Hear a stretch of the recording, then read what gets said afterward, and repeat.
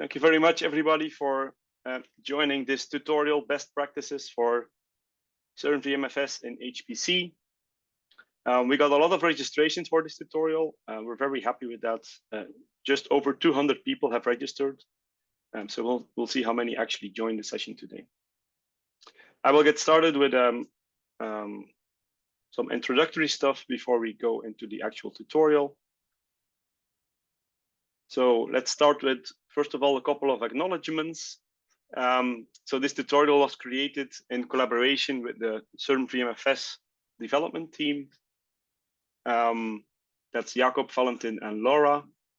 And also together with the people from the multi-xScale Euro HPC Center of Excellence, where part of the work there being done there is getting the EASY project, the European Environment for Scientific Software Installations, ready for production.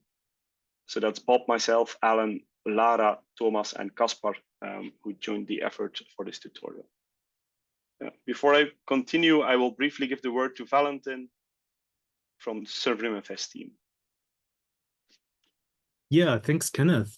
We were very happy when EASY approached us with the idea of this tutorial, because CVM-FS is very well established at CERN, where it's used to distribute software for the LHC and associated experiments, and also smaller experiments and organizations outside of high energy physics, even now in industry. So this by now goes back almost 15 years and has its origins in early cloud computing. It actually originates from the CernVM project that really tried to get virtual machines infrastructure in CERN. And one tool that really stuck around is the associated file system that filled a very pertinent use case for high energy physics, and it will actually continue to do so. So we have for CVM-FS, we have a long-term perspective. This will be supported throughout the run of the high luminosity LHC and beyond. So the high energy physics community typically does high throughput computing, but we already do use HPC sites like NERSC and Mare Nostrum, and CVM-FS is running there already with various workarounds. And from that, we know that HPC sites really tend to be very unique in their capabilities and the constraints that they have. And we also look very much forward to discussing the particular setups that are out there, because this is also something that I think is mutually beneficial. We also learn things and how we can do things better. And I think it's also CVM-FS can offer like a nice way to distribute the software in a more performant way. So for any questions or issues, if you continue using CVM-FS, you will most likely run into me, Valentin, Laura, or Jakob.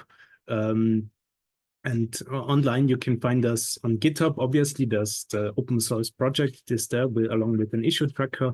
For more general questions and discussion, there's a forum under this link here. And we also have a chat, which requires a lightweight CERN account, but that anyone can actually register and then get from there.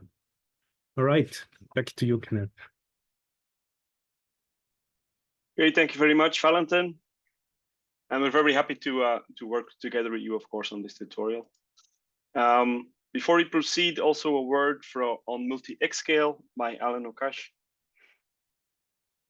Yep. Hi, everyone. So multi-xScale is a Euro HPC Center of Excellence, and it's kind of to help fund the development of EASY right now, and has helped pay for some of the effort that went into developing this tutorial in general.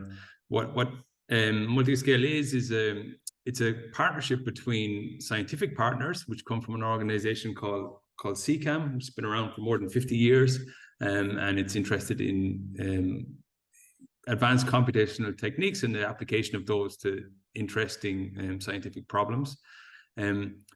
We are working on, and those scientific partners give us 3 pilot use cases that I'll cover very briefly in the next slide. And then we have the technical partners, right? So the people who are connected to the EASY project, to the European Environment for Scientific Software Installations. You'll probably hear a bit about that today.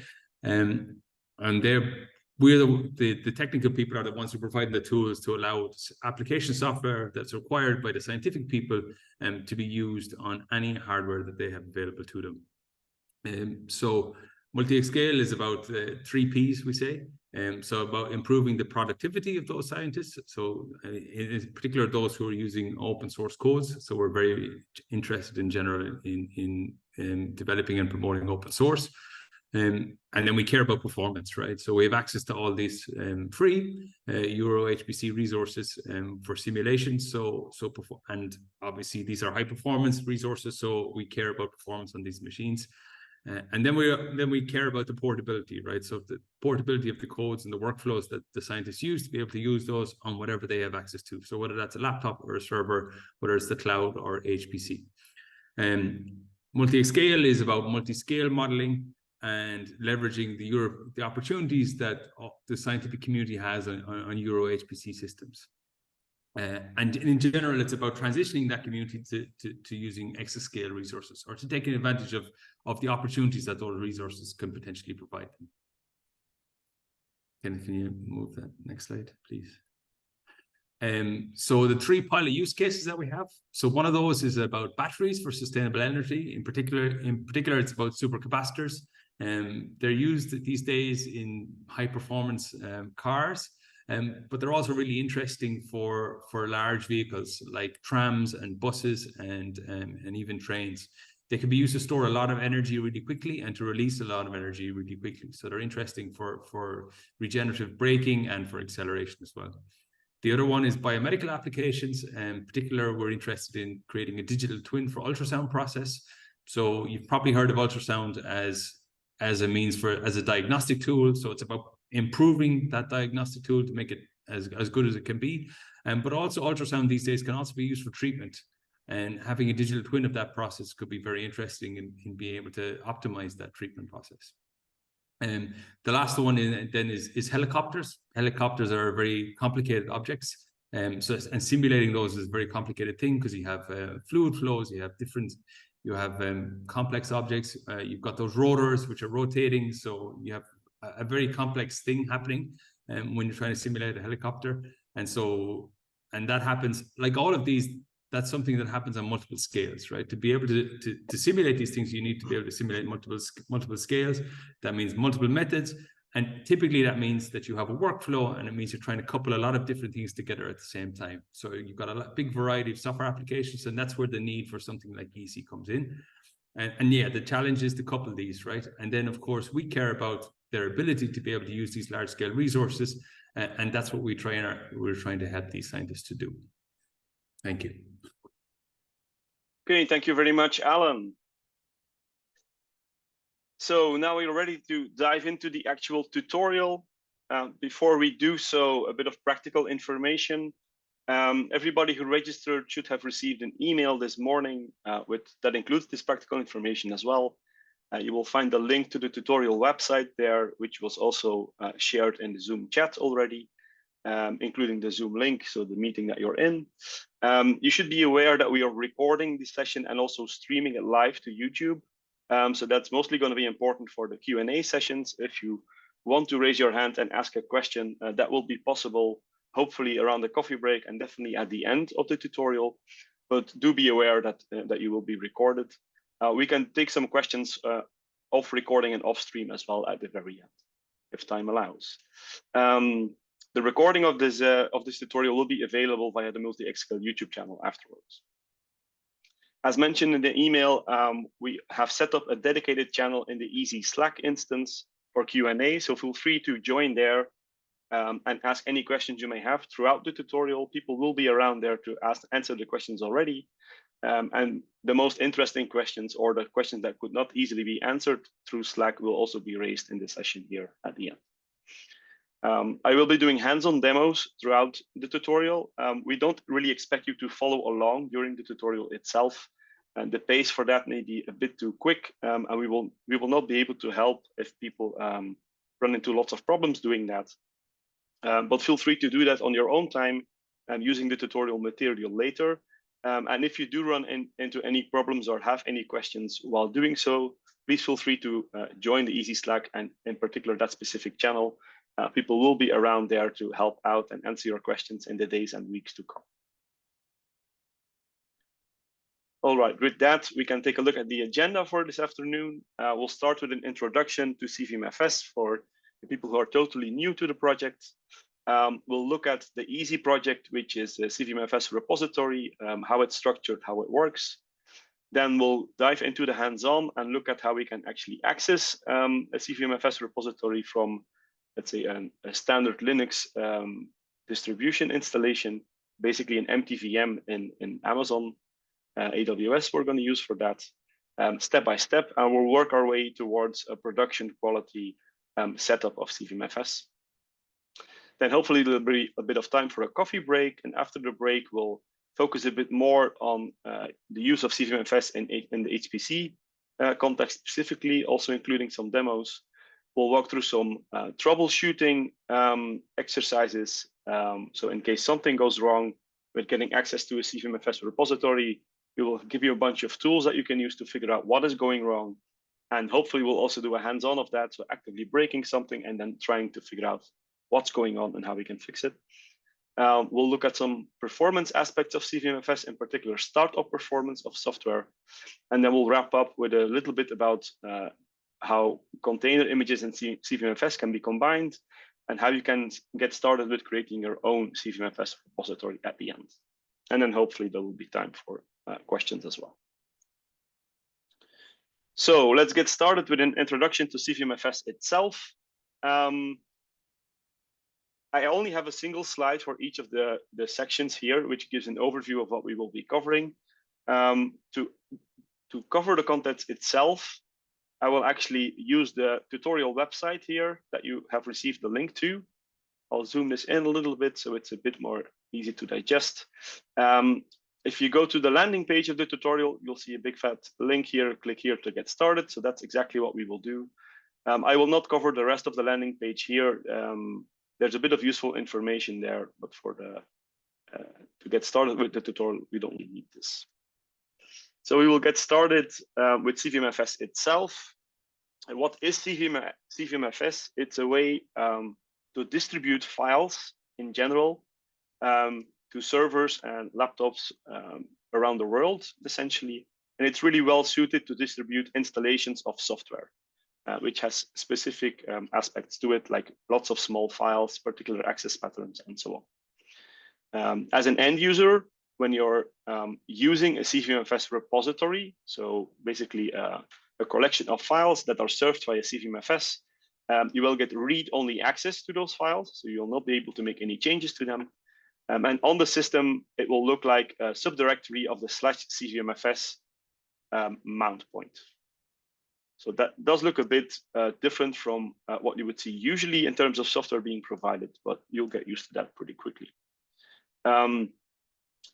From an end user point of view, you will actually get what we call an on-demand streaming experience.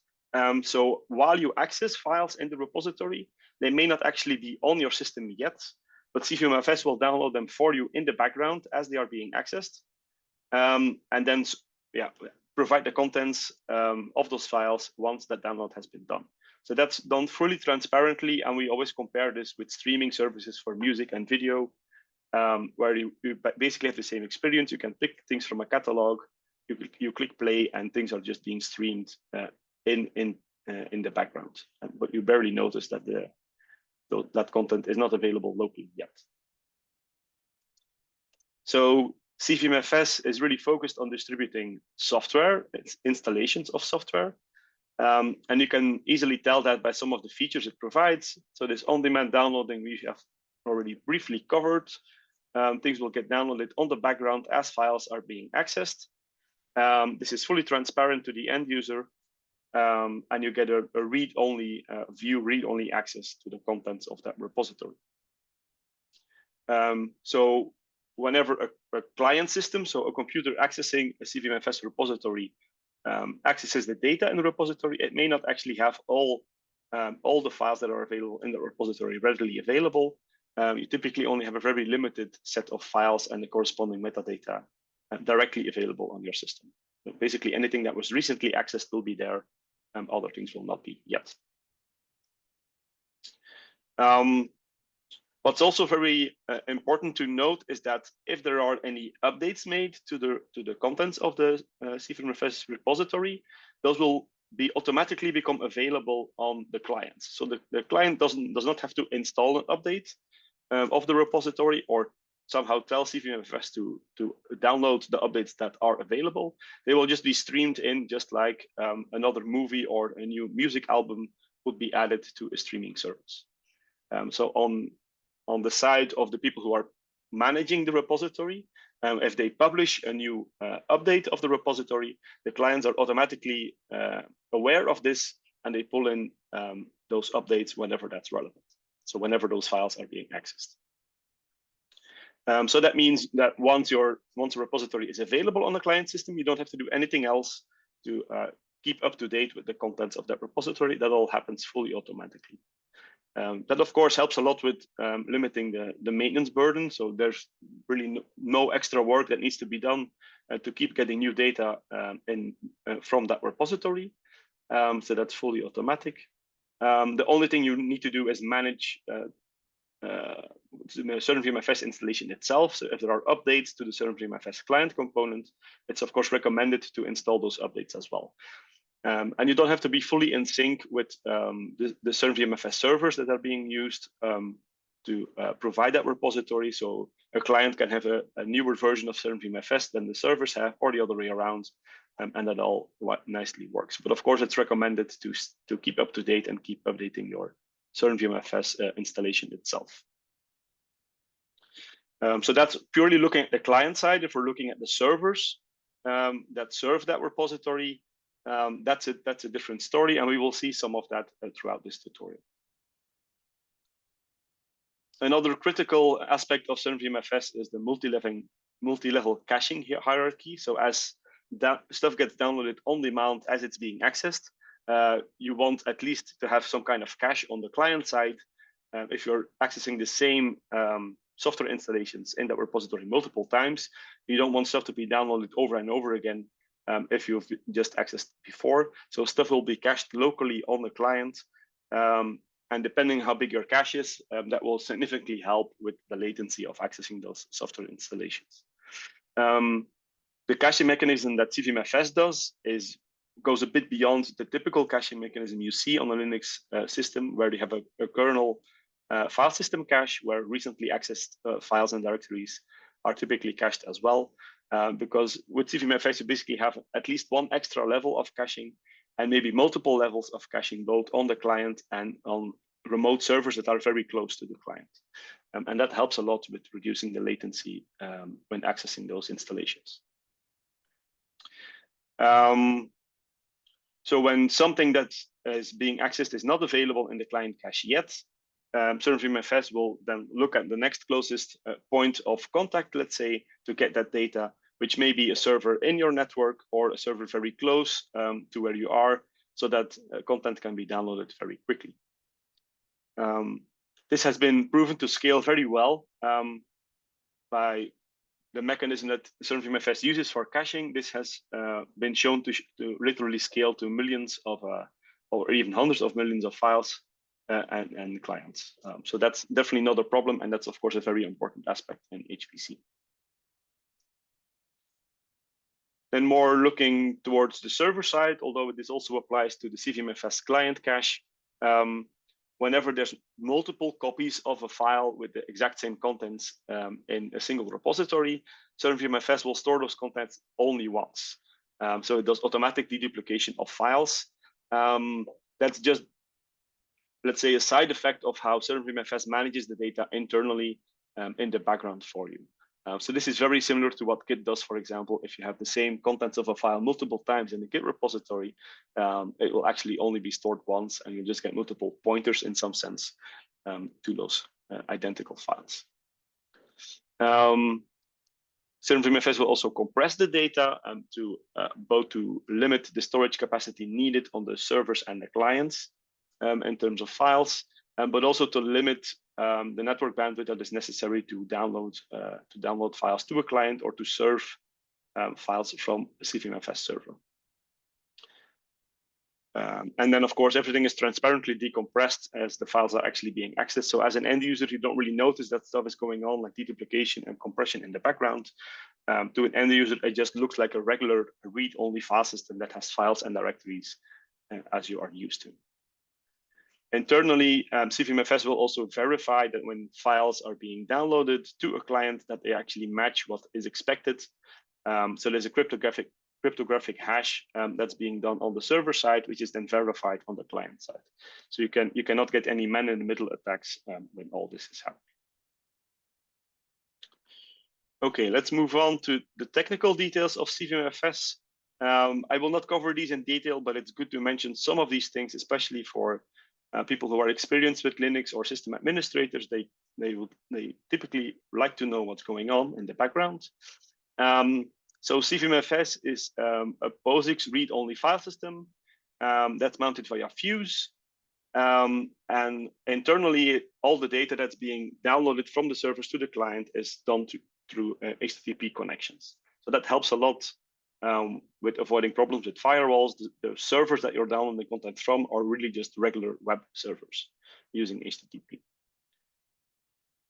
Then when things are being downloaded on demand to a client system, that comes from those web servers. And internally, CernVM-FS uses content addressable storage. So that's how it gets the deduplication of files and Merkle trees to nicely organize that data in the background. In terms of caching, CernVM-FS uses least recently used cache replacement policy on the clients.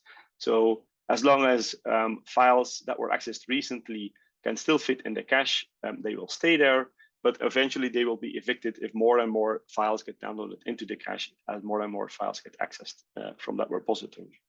All of this is configurable. You can determine where that local client cache is located, on which local disk of the system, or maybe even in memory, in RAM disk, that's all possible. And the servers that provide those files for download are basically Stratum 1 replica servers. So Stratum 1 is a terminology very specific to CernVM-FS. And in between, there may be a proxy server like a Squid that helps with reducing the load on those Stratum 1 replica servers a bit. So you may have a proxy server in your network that has a larger cache, essentially, of the files that were recently accessed in your network. Or you could even have your own Stratum 1 replica server in your network, and we will show you how this can be set up.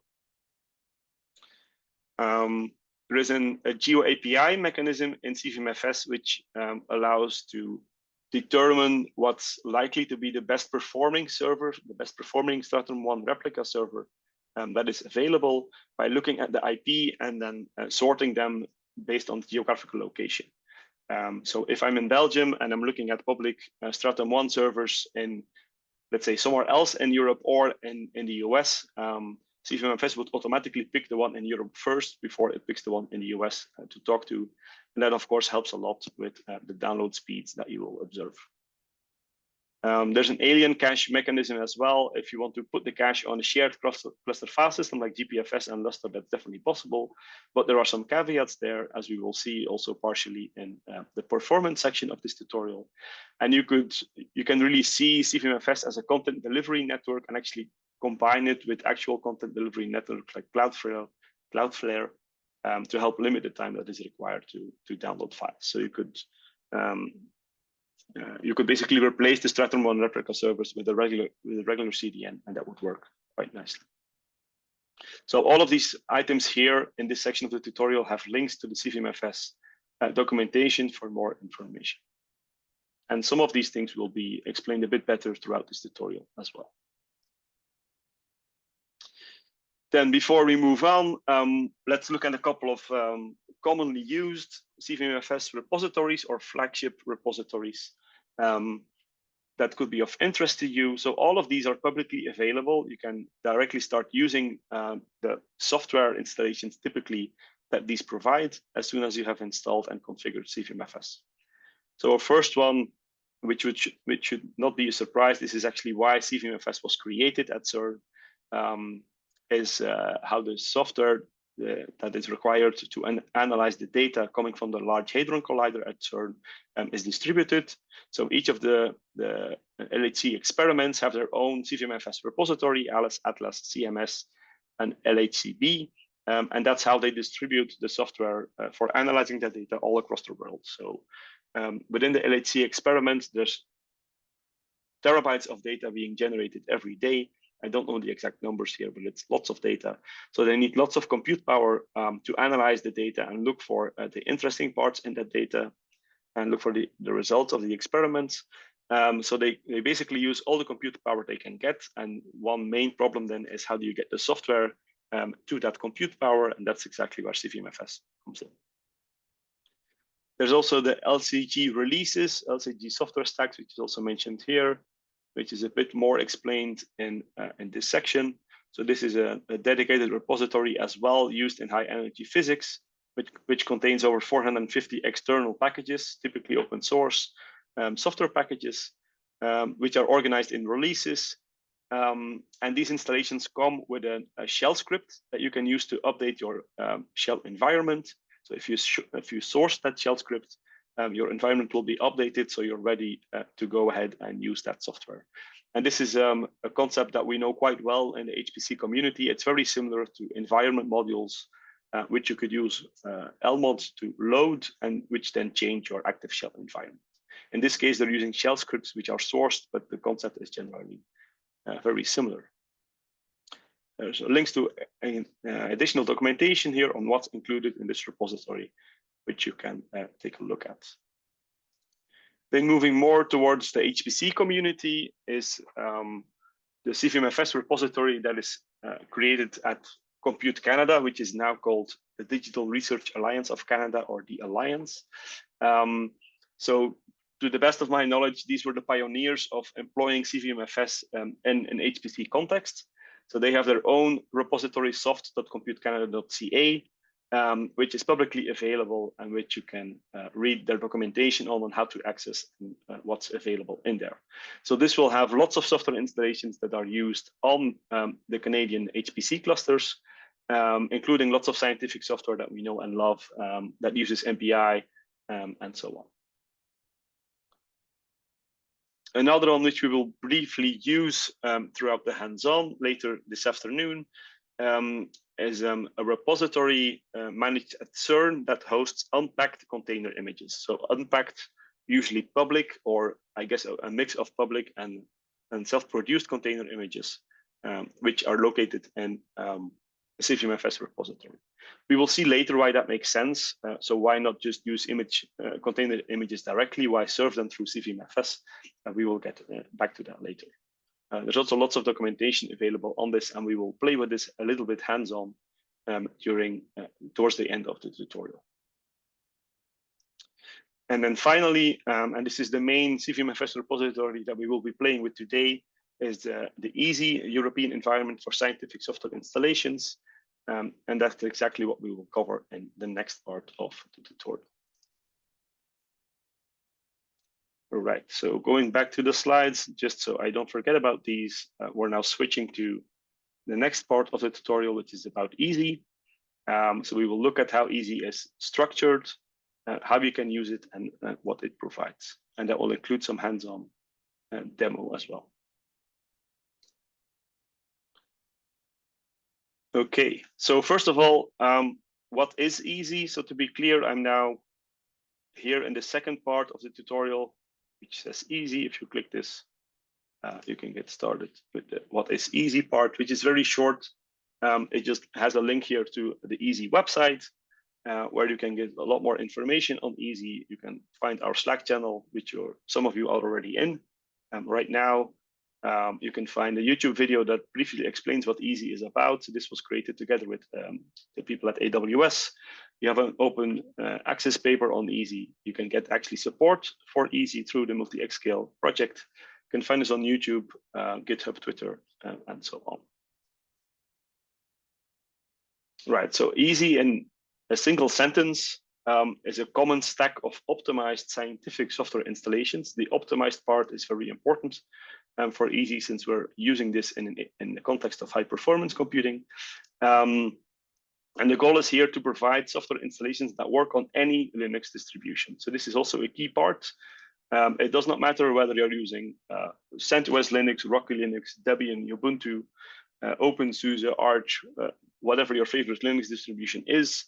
It does not matter. We will give you software installations that work on each of those. And how that works, we will explain briefly in a bit. We also support multiple different types of CPUs. AMD and Intel are still the dominant CPUs for now in HPC, but we're already starting to see a significant increase of ARM-based systems as well. So we support both types, and we provide optimized installations for different generations of these CPUs.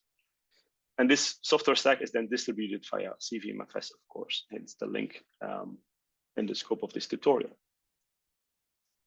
So let's first take a look at the motivations and the goals of EASY. So why are we doing this? It's basically because we see the landscape of computational science changing in recent years and also in the years to come. So as I already hinted towards, we're seeing an increasing diversity in system architectures, mainly CPUs. So ARM 64-bit is already being used in HPC systems and is becoming more and more popular. But on the horizon, we also see the rise of the RISC-V CPU architecture, which is pushed a lot in the European context.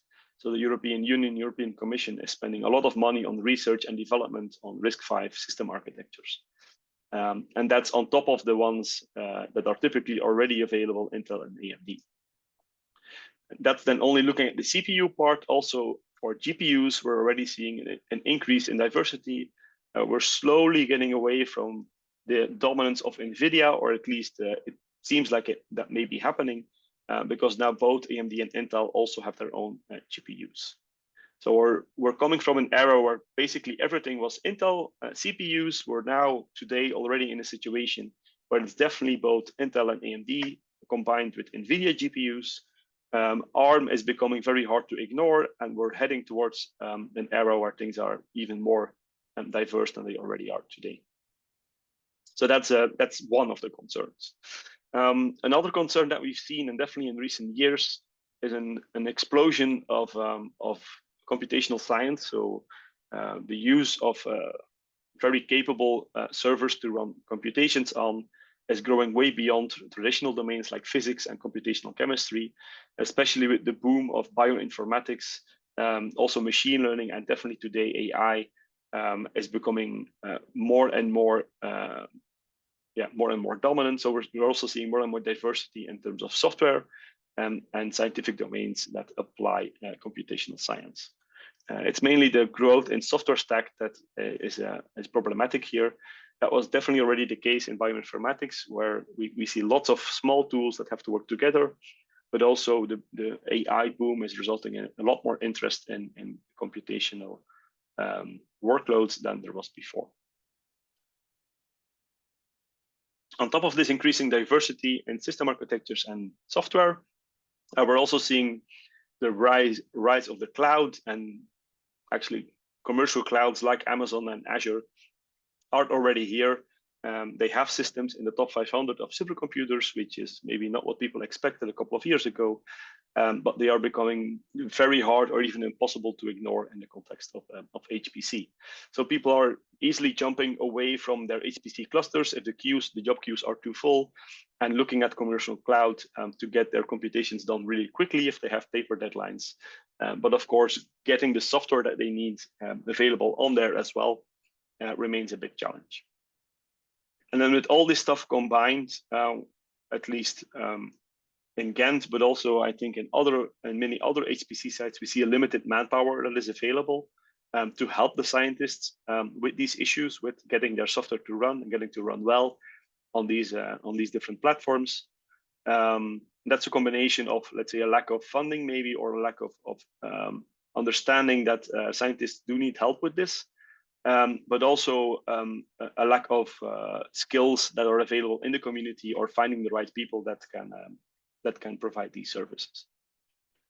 So with everything combined, we see that there's a need for more collaboration, specifically on getting scientific software installed and working well across all these platforms, and to by doing so, avoiding more duplicate work that's being done across not only scientists, but also HPC sites and support teams.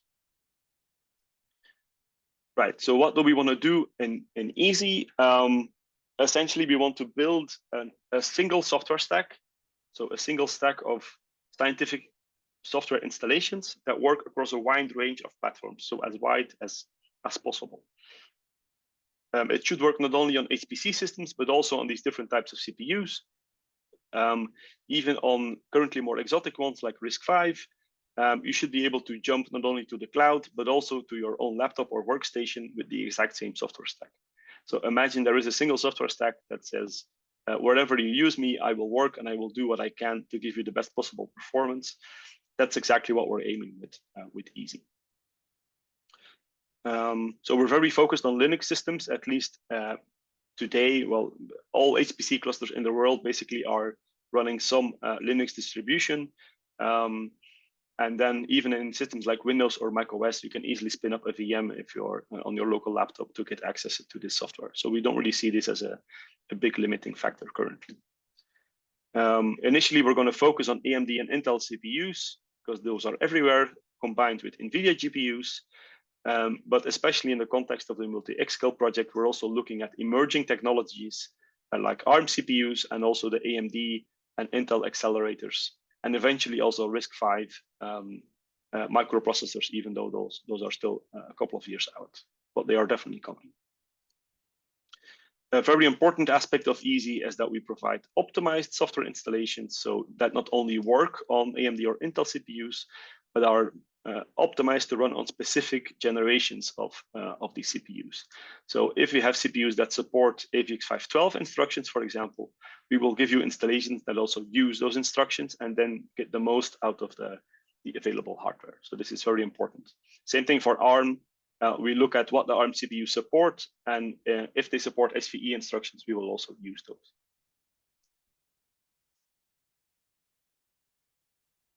Then the inspiration for Easy largely comes from the Compute Canada effort, which I already mentioned as a flagship CernVM-FS repository. So to some extent, we stole the idea, you could say, from our Canadian colleagues.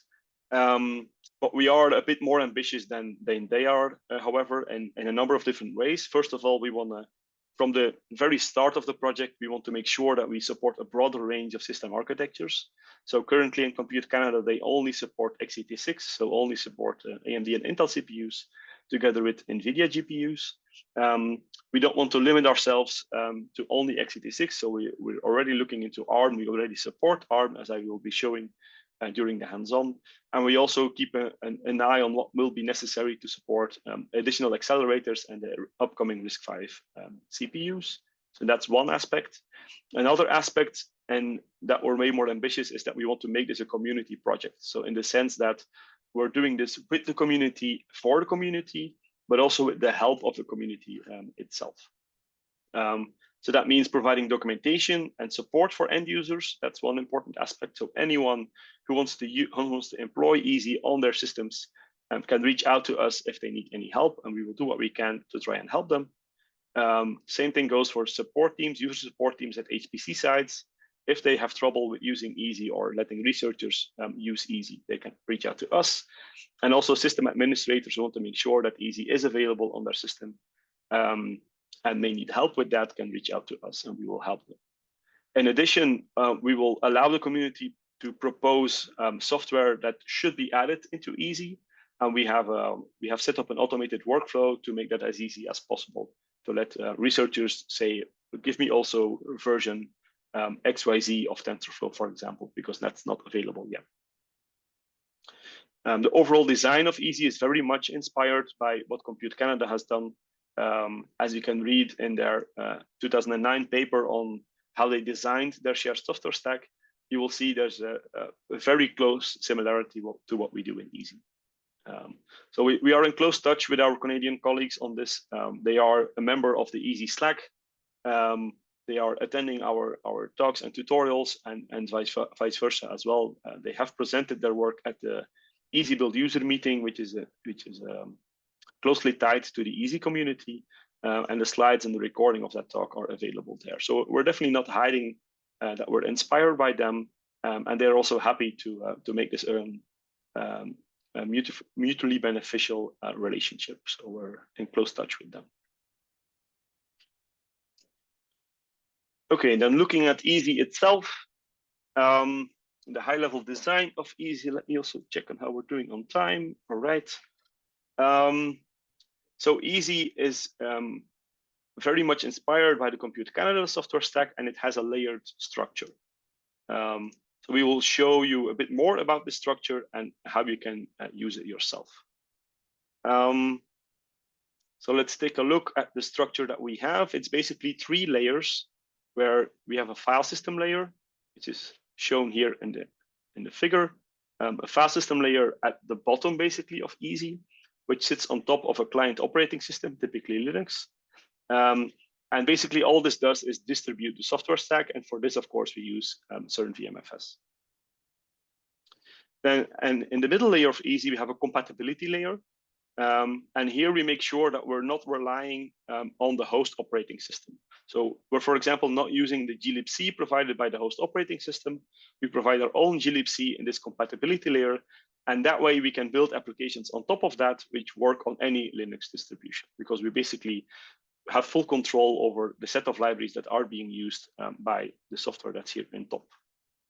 And on top, we have the software layer. So this is where all the optimized scientific applications and all the dependencies that they need, at least the ones not provided from the compatibility layer, are available.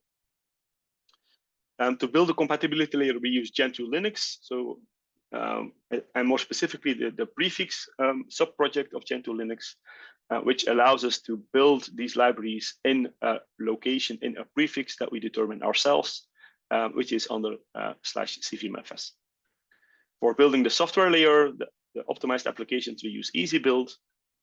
We make sure there is a user-friendly interface to those installations via lmod, via environment modules.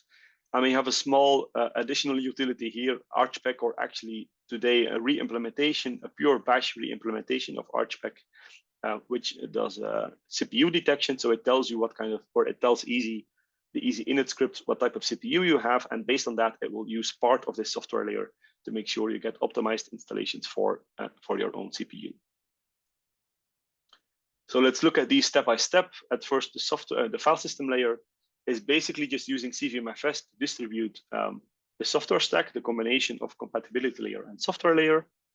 So CVM-FS, yeah, is ideally suited for that because it was exactly built to distribute software installations worldwide, and that's exactly what we want to do.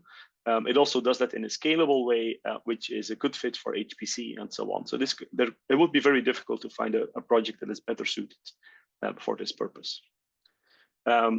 The CVM-FS repository lives at /CVM-FS/software.easy.io, which we will show in a bit. And this is actually part of the default CVM-FS configuration since a couple of weeks ago. So as soon as you have CVM-FS installed on a client system and configured, you will immediately be able to access Easy without any additional steps. Then the compatibility layer that we have in Easy, again, this levels the ground across different Linux operating systems. So Debian, Ubuntu, CentOS, different versions thereof. We don't really care what your current favorite operating system is, because we're not going to use most of it for the applications that we provide in Easy. It basically boils down to a limited set of libraries and tools in the compatibility layer, which are located in a non-standard file system location, a prefix, and which was installed with the Gentoo prefix project, which allows from source compilation of all the libraries that we need in this non-standard / weird location. When you look at it, when you look at the structure of our repository, and maybe it's more interesting if I do this hands-on actually. So let's do that. Let me make sure I can jump into a client. I'll use my test client here, so my test setup, because we will show in a bit how to set this up from scratch. So I'll make it clear that we're on an ARM x86 client by changing the shell prompt here. So in here, this is already prepared to have Easy available on the system. So we can run ls on this and see that it's indeed available. And we can navigate the repository a bit. Let me make this full screen so it's a bit easier to see. We can navigate a particular version of Easy a bit. And here we see a compat directory, which is the compatibility layer, a software directory, which is the software layer. If we dive into the compat directory, we'll see additional subdirectories for Linux, because we hope that we may at some point also have native support for Mac OS. We'll see how that goes in the future. If we pick one of the subdirectories here, and I should include that Linux in there. So if we look at the ARM specific, the ARch64 specific installation of the compat layer, we'll see what looks like a general Linux file system hierarchy. So you have a bin directory, you have a USR directory, you have libraries in here, and so on. So if we look back at the example here, if we check this directory, for example, or this path, we should find a libc installation.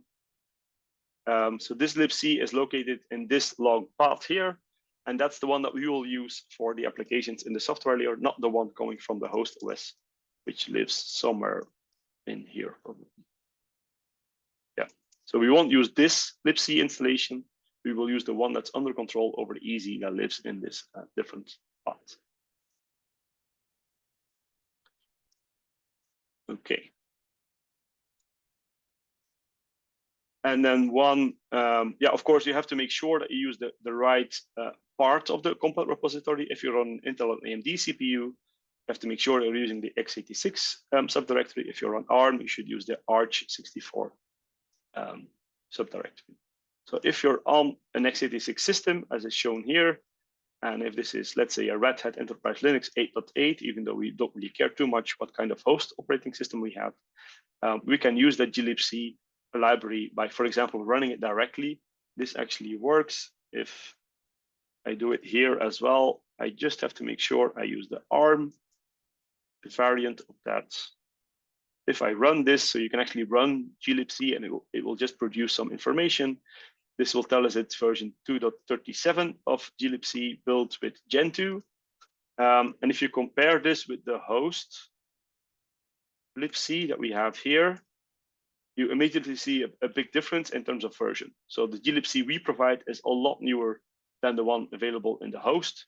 And this by itself can already give a significant performance benefit when you're building on top of this rather than using the one coming from the operating system. All right, so we have a bunch of libraries available in this compatibility layer. We just need to make sure that we use those, and we only use those where we're building stuff on top in the software layer. So that's very important. And the note here says, well, you could really see this as it's very similar to what's being done with containers and container images, where you also ship a small operating system, or at least the parts that matter. These always get baked into the container images, and that's how containers can work across multiple different systems.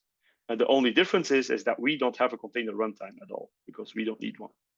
And that makes life easier in a number of different ways. There's no overhead from the container runtime, however small that may be. And we also we need to pull a bit less tricks to make sure that we can get access to HPC resources like GPUs and high-speed interconnects, for example. So it actually helps us in different ways as well. Then looking at the software layer, so here we use EasyBuild, as mentioned, to install the software in the software layer to have optimized installations of scientific software. We use lmod as a user interface, so end users will talk to lmod via module commands, module load, module avail, to activate software or to check what's available. We have CPU detection, which is done via archspec or archdetect. So archspec is a Python library, a small Python library that knows how to figure out what type of CPU you have. It can do a whole lot more, like if you compiler flags for those types of CPUs and so on, which we don't really need. So we're mostly interested in the CPU detection part. And since it's implemented in Python, it can be a little bit slow. So there's always a bit of a hiccup because we need to start a Python interpreter to run the scripts provided by archspec. And because of that and other issues as well, we did a pure bash re-implementation of archdetect, which only does the CPU detection and nothing else. So the result of what archspec or archdetect produces helps us to figure out which part of the software layer that we need to use. And that becomes a bit more apparent if we look at the structure of the easy software layer. So again, let me do that interactively. All right, so we'll go back and look at that top level directory here for the particular version of easy. Let me just use ls. So if we dive into the software directory here, let me remind you what the compat layer looks like. So we'll have a Linux in here and then subdirectories in here with what looks like a Linux file system.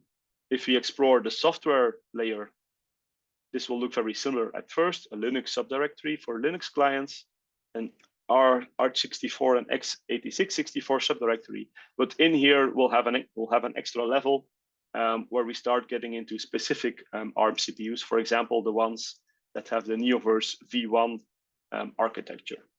And then in here, we'll have a subdirectory with module files, environment module files, and the corresponding software directories. So for example, if we look at TensorFlow, which is one of the software packages available in here. So this set is still quite small because we've basically restarted the effort in easy with the production repository before we had a pilot repository. If you look at TensorFlow, we have one version of TensorFlow available currently in this version of easy. And there will be a corresponding module file available for this as well. So this is a small Lua script that explains Elmod how it can get access to this installation. Then next to ARM, in here, we have an x86 branch of this as well, which has a very similar structure. We have specific subdirectories for different generations of AMD and Intel.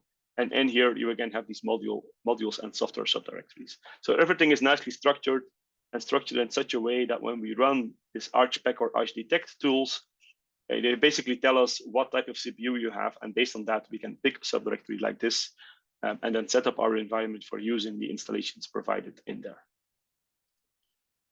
So this is also what's explained here in the tutorial page.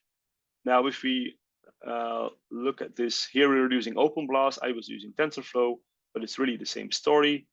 When you look into a particular installation, you will see bin include lib directories for, in this case, OpenBLAS itself. And you will always see the same kind of structure throughout all the software directories. In here, we check for the OpenBLAS library with the LDD command, we check to which libraries it is linking. And here we see that it's either linking from our compatibility layer or from other software installations included in the software layer, in this case, an installation of GCC. So this is a path to into the software layer. This is a path into the compat layer. What's important here, this is not picking up anything from the host OS. So that's very important. This looks like it could be coming from the host OS, but that's really because we use the LDD from the host, which is what that note is about right here. So if you want to figure out what's going on there. But this library itself is not linking to anything from the host, so it's happy with what it finds in the compat layer. And that's how we're sure we're independent from what the host provides. All right. Before we wrap up the section on easy, let's look at how it's being used. So the first step is to check whether easy is available. All right, let's do that here in this terminal. So we were doing that before, but it should be available indeed. We get that same output, so that looks good. Sometimes if you run just ls on /CVM-FS, you will not see this directory, but that doesn't mean it's actually not there. So in this case, the easy pilot directory will not be available here, but fine. If you don't see a particular repository here, it does not necessarily mean it's not there. Let's use the unpacked. If you try to access it directly, this may take a bit because CVM-FS is downloading the necessary information in the background. Then suddenly you will see it's also available in here in /CVM-FS because it gets auto-mounted. So keep that in mind. Don't check for repositories with ls/CVM-FS. Always check for a specific repository like I'm doing here for easy. So that looks good. It's available. So the next step from an end user point of view is then to source the init script that's available in easy. So in here, we're sourcing the init bash script for the particular version of easy. And we have to use source because that will make some changes in our environment.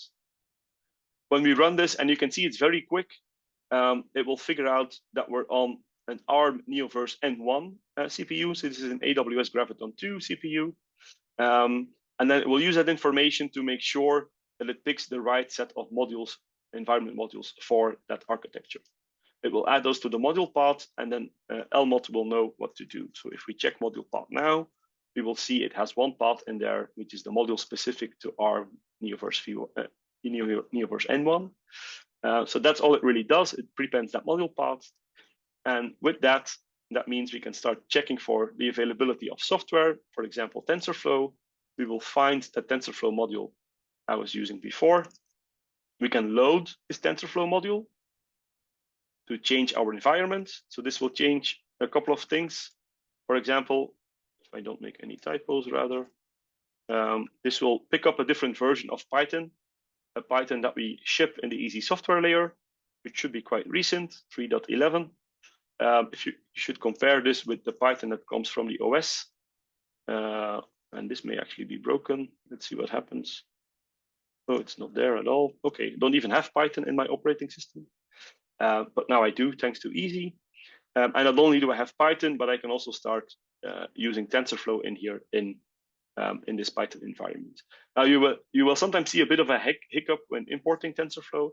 That may be because CVM-FS has to download the necessary files in the background for this to work. Typically, when you do the import again, if I restart the Python and do this again, this should be a bit quicker than it was before. And of course, TensorFlow should also work. So I can check which version I have that should match with the version that is in the module name that I was loading. So TensorFlow is, of course, only one of the packages provided in Easy. There's many others. Right, so that's what I did. I sourced the script to set up my environment. I pick a module after looking with module avail. I load the module, and then I can go ahead and use the software just like it would be available locally. And if I check which Python I'm using a very different Python than the one that may or may not be available in the OS. Okay, to wrap up this section on Easy, if you're having any trouble with Easy, if you have any questions with Easy, or if you would like to add some software to Easy, you could ask for help. Through the multi-xscale project, we have set up an Easy support portal, which is hosted in GitLab. So in here, you can consider opening issues to ask questions. You can open issues in private mode as well, so they're not visible to the world as they are here. Or you could just send us an email to support@easy.io, which will automatically create an issue in this GitLab instance, a private issue in this GitLab instance, if you don't want to set up your GitLab account. This is also documented here in the Easy documentation on how to get support for using or installing Easy.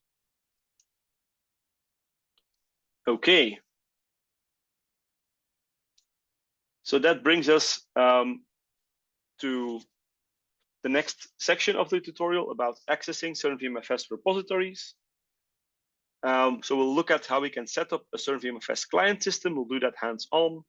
We'll then also look at how we can make that a production quality setup by setting up a proxy server in our network and also a Stratum 1 replica server in our network, essentially a mirror server for a particular CernVM-FS repository.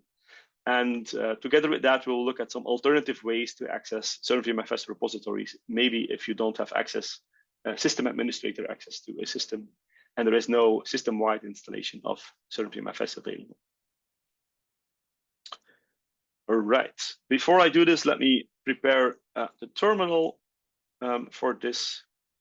So let me make sure I start with logging into what will become a client system. So this is an entirely fresh installation of Rocky 8, which has very little available. There's no Git, there's no Vim, there's no Python, there's no Python 3. So this is pretty much an empty installation. It does not have CVM-FS yet, but we will install it very soon with the instructions available in this section of the tutorial. So we'll step through this step by step. I'll make this a little bit bigger so I get that side menu as well. All right.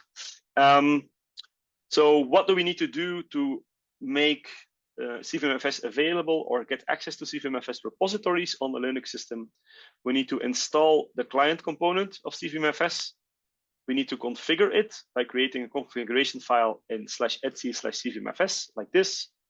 And then we have to complete the setup by making sure there is a CVM-FS user account and group on the system, that the /CVM-FS location in the file system is created, and that we also have a var lib CVM-FS. This will be the location of the default location, at least, of the CernVM-FS client cache. And we need to configure AutoFS, or at least that's recommended. So CernVM-FS repositories are automatically mounted as they are being accessed. Now, to be very clear, even though these steps will be enough to get access to a CernVM-FS repository, this is not a production setup yet, right? So although on a single client, this is somewhat okay to do this, depending on how intensively you'll be using that client and how many different software packages and how many different repositories you will be using. But it's not a production setup yet. To make it a production setup, especially in an HPC context, we'll also have to set up a proxy server and maybe a Stratum 1 replica server, a full mirror server in our network. Let's start with the client system first, and we'll look into the proxy and the Stratum 1 replica next. So step 1 is installing CernVM-FS, the client package for CernVM-FS itself. This shows you the instructions, so where to get the CVM-FS release package, which adds a YUM repository to your system. So you can install the CVM-FS client package. This is the commands for any Red Hat based Linux distribution. You can click the tab to get the same commands for something Debian based like Ubuntu. So here we're on Rocky 8, so these should be sufficient. We will install the YUM repository, and once that's done, we can also install CVM-FS, the client package of CVM-FS itself. This will pull in some dependencies, but it should only take a couple of seconds. Okay, once that is done, we'll need to configure our client. So we'll do two things. We'll basically instruct CVM-FS that this is a single node setup, not a cluster, which will put some slightly different configuration settings in place by default. And we will make sure we have a client cache, CVM-FS client cache on our system of 10 gigabytes, so 10,000 megabytes, give or take. So to do this, we will need to create a file like this on our client. So let's try that. And we'll have to install Vim first, because what else are you going to use as an editor? Okay, that should not take too long. So we'll have to edit this file. We better do that with sudo permissions as well, since this is a system-wide configuration file. There will be nothing here, but we can copy paste what's in here to tell CVM-FS this is a single client or a single node setup, and that will give CVM-FS 10 gigabytes of local client cache on disk. So we save this file, we make sure it's actually there. That looks good. There are some details here on what the client profile single means, which you can inspect later, or what it means to have a maximum size of 10 gigabytes. So when CVM-FS starts filling up that cache and is hitting that 10 gigabyte limit, it will actually take action and clean up the cache until it's only 5 gigabytes in size by kicking out the files that haven't been used in a while. But you can read up on that later. We're also creating a particular configuration file here, but CVM-FS actually has a whole hierarchy of configuration files on multiple levels. There's a general level, a domain-specific level, and a repository-specific level, where domain is something like easy.io and repository is software.easy.io, and general are the settings that apply to any repository. And you also have two types of configuration files, .conf files and .local files. And these may be either located in /CVM-FS, /etc/CVM-FS, or they could be coming from a CernVM-FS configuration repository, and we will show what that means in a bit. So this section talks about this a bit more, and it also explains what the order is in terms of configuration files, so what will win over what when you're configuring CVM-FS. For most of the tutorial, we will only need /etc/CVM-FS/default.local. and not much else, with one exception. When we start playing with a private Stratumon repository, we may have to be a little bit more careful what we do. Okay, so we'll largely skip this part because there's a lot of detail here, but it explains quite well what the order of things are in terms of configuration files. So once we have set up the configuration file, we can check with CVM-FS show config for a particular repository what the configuration looks like. So let's try this for software.easy.io. If we run this command, we'll get a lot of output. So basically all the CVM-FS configuration settings that are relevant for a client. And it will also tell us where these come from. So some will come from the default.conf file, which was already there. We did not touch this. The only ones that will coming from our /local are the single client profile setting and the cache setting, cache base. The cache size, so the quota limit rather, which is set to 10,000, which also comes from our default.local file. Everything else is just default configuration from CVM-FS itself. We're wanting here the proxy, the HTTP proxy, which is set to empty here, will be relevant later as well. So with show config, you can query what is going on. And as we showed for the quota limit, you should see this is being configured right through the default.local file. We will have some more details on how you can inspect the configuration later. Okay, so we've installed CVM-FS, we've configured CVM-FS, at least we have created a configuration file for CVM-FS, but to make sure that CVM-FS picks up on this configuration, or let's say to complete the client setup rather, we have to do one more thing, actually a couple more things. We have to make sure that the CVM-FS service account is in place, that /CVM-FS and /var/lib CVM-FS are in place or have been created and have the correct ownership and permissions. And then also that the AutoFS configuration is updated, so it will auto-mount CVM-FS repositories as they are being accessed. Now, since we installed the client package of CVM-FS, most of these things are already taken care of. We already have CVM-FS user and group. We already have /CVM-FS, which will be owned by root. And we already have the directory for the CVM-FS client cache, which is owned by CVM-FS and which should be mostly empty. And well, it doesn't even exist. Well, let's check with sudo. Okay, yeah, which is still entirely empty, so there's nothing there yet. The only thing that has not been done yet is the AutoFS configuration. Now we're not going to set this up manually. There is a command that CVM-FS provides, CVM-FS config setup, that will do this for us. So let's just run that like this. This will not give us any output, but this will complete the AutoFS configuration. We can check system CTL status AutoFS that it's indeed running now. So that looks good. And it was started literally a couple of seconds ago. So that's the result of the CVM-FS config setup. There's some additional recommendations for AutoFS here. So you have to be a little bit careful how it's configured. It's recommended to configure it with no timeouts. So it never unmounts a repository due to inactivity. It only mounts stuff that's not mounted yet initially, essentially. Because the default for AutoFS is to unmount after 5 minutes of inactivity. And you may be running into surprises when you use that particular configuration. In this case here, we will not bother to reconfigure AutoFS. We'll just leave the defaults. That will be good enough. One thing you could consider is to not use AutoFS, but use static mounts of the repositories. That works. But then you have to make sure that all the repositories that your users want to use will actually be mounted. And you may not know what they want to use before they actually tell you. If you have the AutoFS setup, they don't need to tell you anything. AutoFS will automatically mount the repositories, or at least the ones allowed by the configuration to be accessible. All right, so we've completed the setup. Let's run a small check to make sure that's indeed the case. This says okay, so we'll assume it's okay. You can also run this, I think, for the particular repository. which may run a bit more checks. And one thing that gives us, by now actually having configured CVM-FS properly, is that we already have access to a bunch of repositories.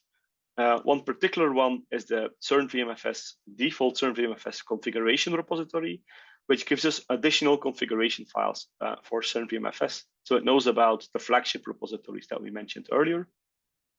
And we can find the configuration for the easy repository in here. So if we run this find command, it will tell us that we have a public key for the easy IO domain, and that we have a configuration file for repositories provided by under the easy.io domain.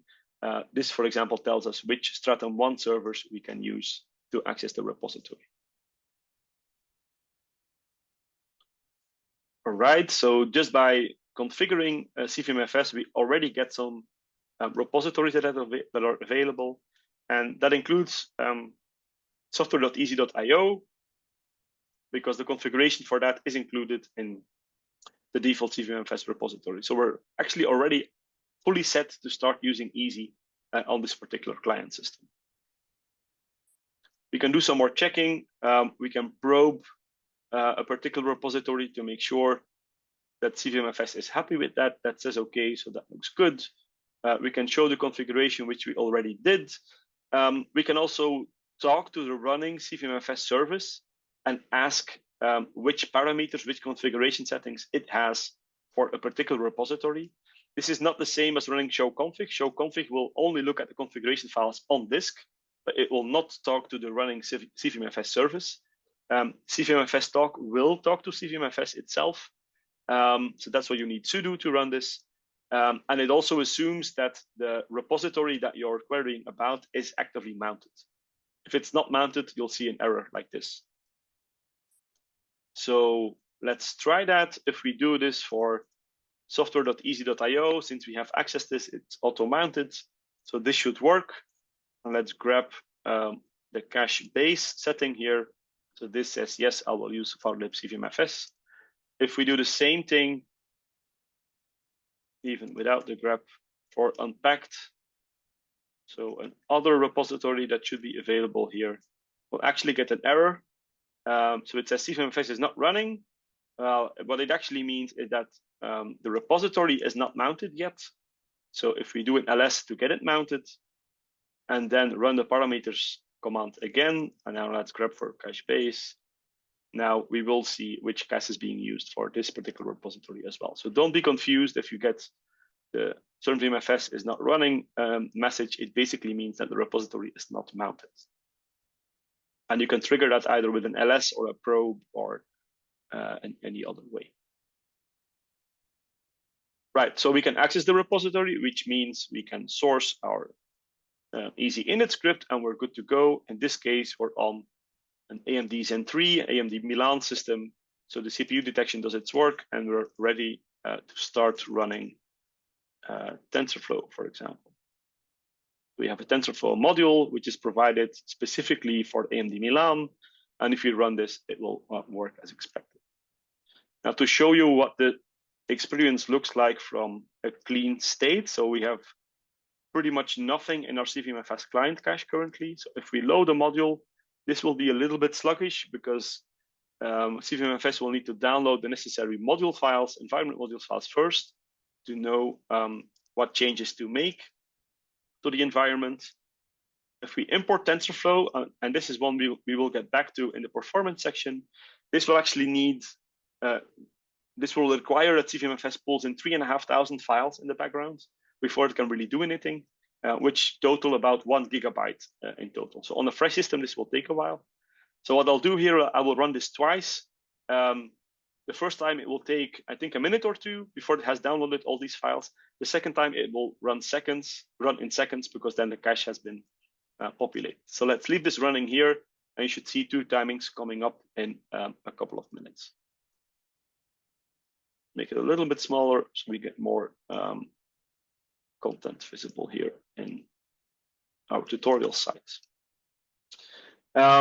And to wrap up this section on setting up a client system, so we showed you how to configure, do the basic configuration of the client. how to make sure that we complete the setup by creating the necessary user and directories. And that works as long as the configuration for the repository that we want to access is available in the default configuration. It will not be sufficient if we want to access additional repositories that are not available in the default configuration repository. In that case, we need to do two things. We need to add the public key, singular, typically, singular for a particular repository. It's a single key that we'll need to add in /etc/CVM-FS/keys. For easy, that comes through that CVM-FS configuration repository. And next to the key, we will need to add the necessary configuration, and that tells CVM-FS to which servers to talk to and to be able to get access to the contents of that repository. Examples of this are available in the config repo repository on GitHub, which you can see here. If you navigate this, you will find the configuration for easy.io, for example, in the domain.d subdirectory. So that's exactly the same file as we got in terms of setting, at least, as we got through the repository. All right, meanwhile, it's still downloading TensorFlow stuff in the background. There it goes. That took about 2 minutes. So the first time takes a long time. The second or third time we run this, it finishes in about 2.5 seconds every time, because then everything is coming from the CVM-FS cache, the local client cache, which is available in var-lib CVM-FS. So this shows that about 1 gigabyte of data was downloaded to run that TensorFlow import. So of course, the first time that may be a bit sluggish, but the next time it will be a lot faster. All right, so the reason that this is slow, and we can check this in show config, is that all that CVM-FS can do is go and use a public Stratum 1 to download the necessary files. So this will use, I think, the Geo API by default. Geo API. Yes, so this is set to yes. That means that CVM-FS will automatically determine which of these two options, either the one in AWS EU Central 1 or the one in Azure US East, should be used. And in this case, it will, of course, use the one in the EU, which is a lot closer and a lot faster. If we would be using the one from US East, that initial run of import TensorFlow may take about 3 to 5 minutes rather than just 2. So there's going to be a significant extra delay there. Once it's in the cache, it doesn't really matter too much anymore. The first way to improve the situation and to go closer to a more production-like setup is to set up a Squid proxy server in our network. So this will dramatically reduce the latency from the client system to the repositories, because this proxy will also cache things in your network. And as a result, it will significantly improve startup performance, at least from the second time onwards that the software is being run.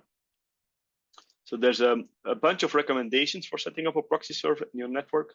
It should have a fast connection to the client systems, should have a pretty decent CPU, a good amount of memory for the kernel cache and the proxy cache, so typically tens of gigabytes of memory, and it should have a very fast disk, either SSD or NVMe. In addition, you should actually have 2 proxy servers available, because this becomes a critical component in your network. So if you want to service one proxy server, you should be able to restart it or pull it down and then make sure that the other one can keep serving the clients. In bigger setups, in HPC clusters, the rule of thumb here is to have 1 proxy server for every couple hundred of clients. Well, actually 2 because of redundancy, but 2 proxy servers for up to 500 clients should be sufficient. As soon as you go beyond 500 clients up to 1,000, you will need 4 of them. So 2 times 2 for redundancy, and so on. And of course, the load that these proxy servers will see is highly dependent on the workload mix that the client systems are running. All right, so let's take a look at how we can set up a proxy. I'll open a new tab here. I will SSH to a proxy. Let me check my SSH configuration for that. We want the proxy one and not the test server. So we'll start with an empty VM that will become our proxy. I'll update the PS1 again to make it clear where we are playing. So here we're on the proxy, and here we're on the client because here Easy is already initialized, so that's clear. Okay, to install a proxy server from scratch, we should first start with installing the Squid package. So that's the Squid proxy implementation. So hopefully that should not take too long. That will, of course, pull in some dependencies. And after installation, we'll need to configure the Squid proxy as well. So we'll need to create an etc squid.conf file. So let's do that, sudo vim, and surprise, surprise, we don't have vim here yet. So this is really a clean system because nobody can survive without vim. Install vim, and we start by creating the squid.conf. There's something already here actually, which I'm actually not going to use. I'll just remove that hard and start over from scratch. So we'll start with an empty file, and we can use the example or the template configuration here. So let's do that. We'll paste this in, and we'll need to change two things. First of all, this your client IPs has to, of course, be the IP of our client. And let me make sure I'm not messing this up. So we want to have the client. Let's use the ARM one and not the test one, which I had prepared. So this should ping probably. No, it doesn't. Okay, let me just dive in here. Config. This is the IP we need for our client. So we're hard fixing the proxy that it will only serve this client and nothing else. And we also want to configure it so it only talks to Stratum once in the easy.io domain. So that's the other thing we need to change. This yourdomain.org needs to be changed. This your client IPs needs to be changed. And to make sure I can also serve that x86 client, I'll put in that client IP as well. All right, so this is a template that you can use. The rest is details or things that you may want to reconfigure. We will not care for the sake of this hands-on. The Squid proxy server will run at port 3128, and that's actually something I will need to change in my VM configuration because that port is currently not accessible. But let's see what happens if we don't do that first. It's configured to use 1 GB of memory for its cache. For the exercise that we will be doing here, that should be plenty. So this section nicely explains what you need to do. You'll need to change your client IPs. You'll need to change the yourdomain.org to what makes sense. And then we can check whether our Squid configuration makes sense by running squid-k parse and check for any errors here. We only see startup processing, initializing. So we're not getting any warnings or errors. So that looks very good.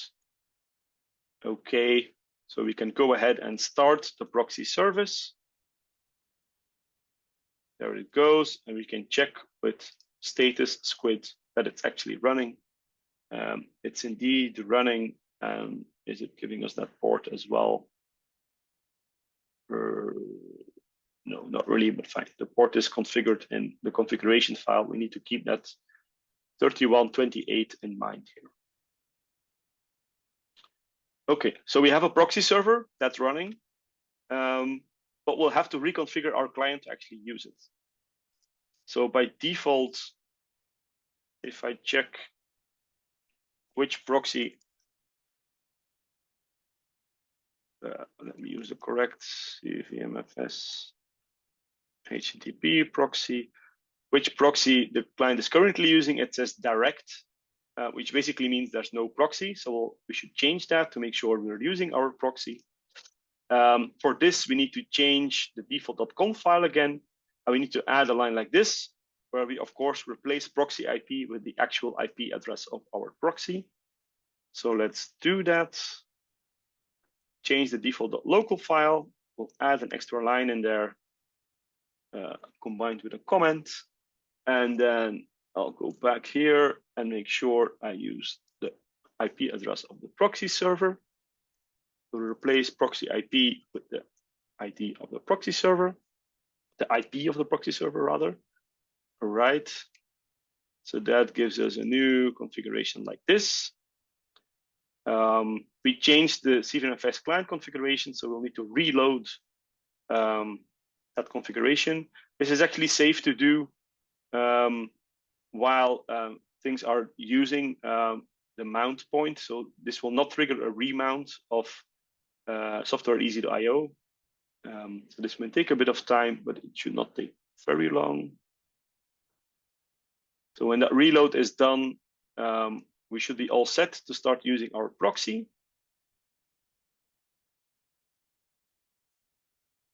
It is taking a bit of time. I will also need to make sure that that proxy port is open, which is not the case yet. So I'll have to go to, give me a second. I'll have to go to my AWS console here.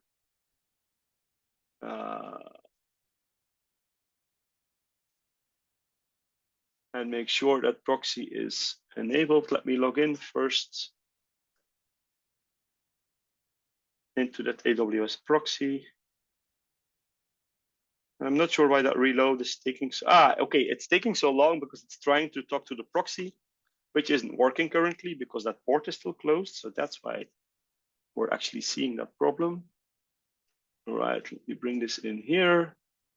So this is my AWS console, which is a bit chatty currently.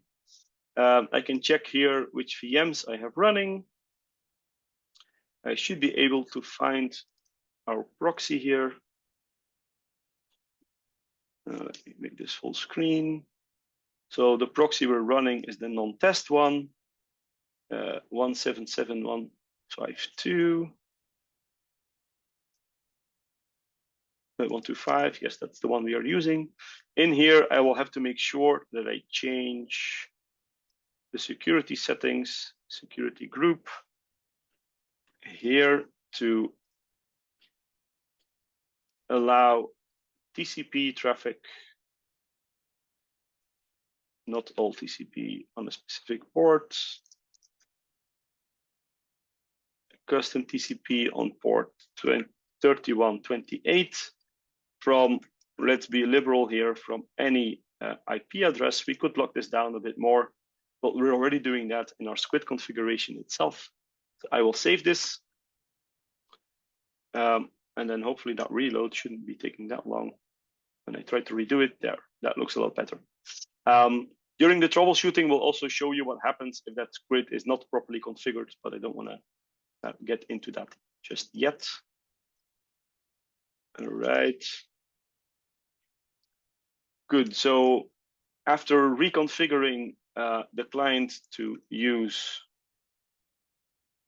this proxy server and making sure that the proxy port is open, we should now be able to still do ls. Oh, all right.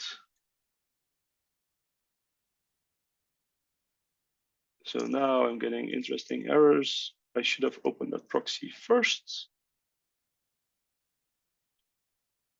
Maybe I still did something wrong. We'll figure out in a bit. So yeah, that doesn't look good. I forgot something apparently. Yeah, so this one is not happy because the repository is not mounted.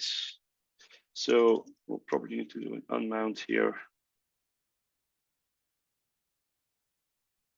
And we're getting into troubleshooting already. That was not the intention.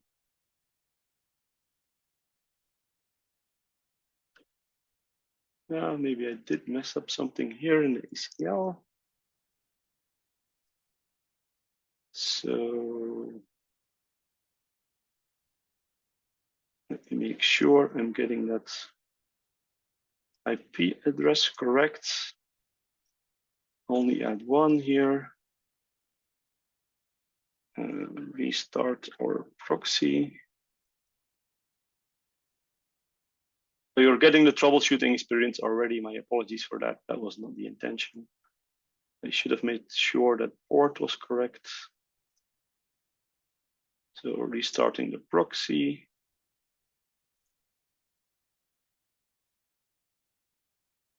Which should not take very long, hopefully.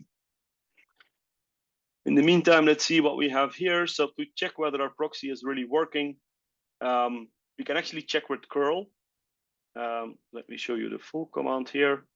So with curl, since the proxy is also just a regular web server, we can try to download a particular file called .cvm-fs published from the Stratum 1 replica server, at least the one that we have here for easy.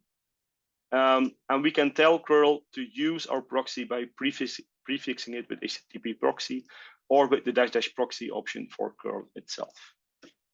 Now, let's try that here to make sure I didn't mess up something. Of course, we again need to change that proxy IP. So let me get that from here. So this needs to be changed with this IP, and that will tell us. This tells us forbidden. All right, so that tells me there's something wrong in the configuration of the proxy. Okay, and I already see what I've missed. So the domain here is not easy.io, it's easy.science. And I think the tutorial website mentions that correctly. So I was a bit too quick here. Yeah, so this one tells you use easy.science. So easy.science is the host names that we use for the Stratum 1 replica servers. We don't use easy.io there for reasons I won't get into. So that's the mistake I made here. So let's restart this squid with the correct configuration, and that should look a lot better. All right, that actually also shows you that you can really start debugging what goes wrong by trying to use the proxy. And this gives you a forbidden. It really tells you that the proxy or something else in between is blocking that connection. As soon as the squid has completed the restart, I could actually have done a reload, I guess, to make this a bit faster. So as soon as this completes, I should be able to try that curl again. And then I should be getting a result. Where was I?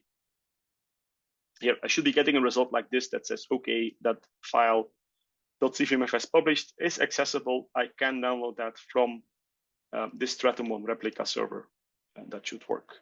All right, the restart is done. So let's try that curl again. And now I'm indeed getting the 200 OK as expected. Good. That should mean I can now access easy.io again.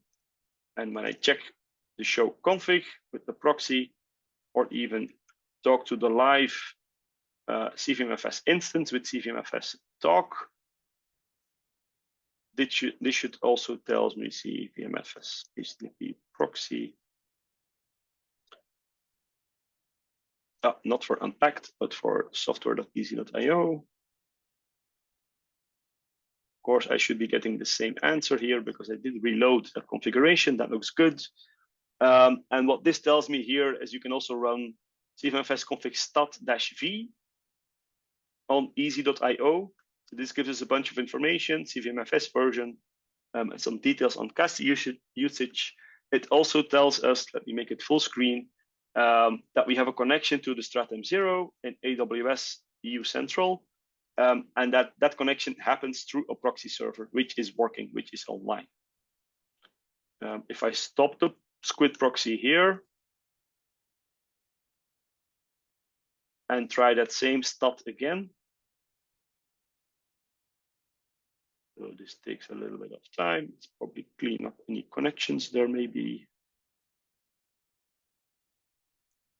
If I then try that stat again, it should be something different here than online.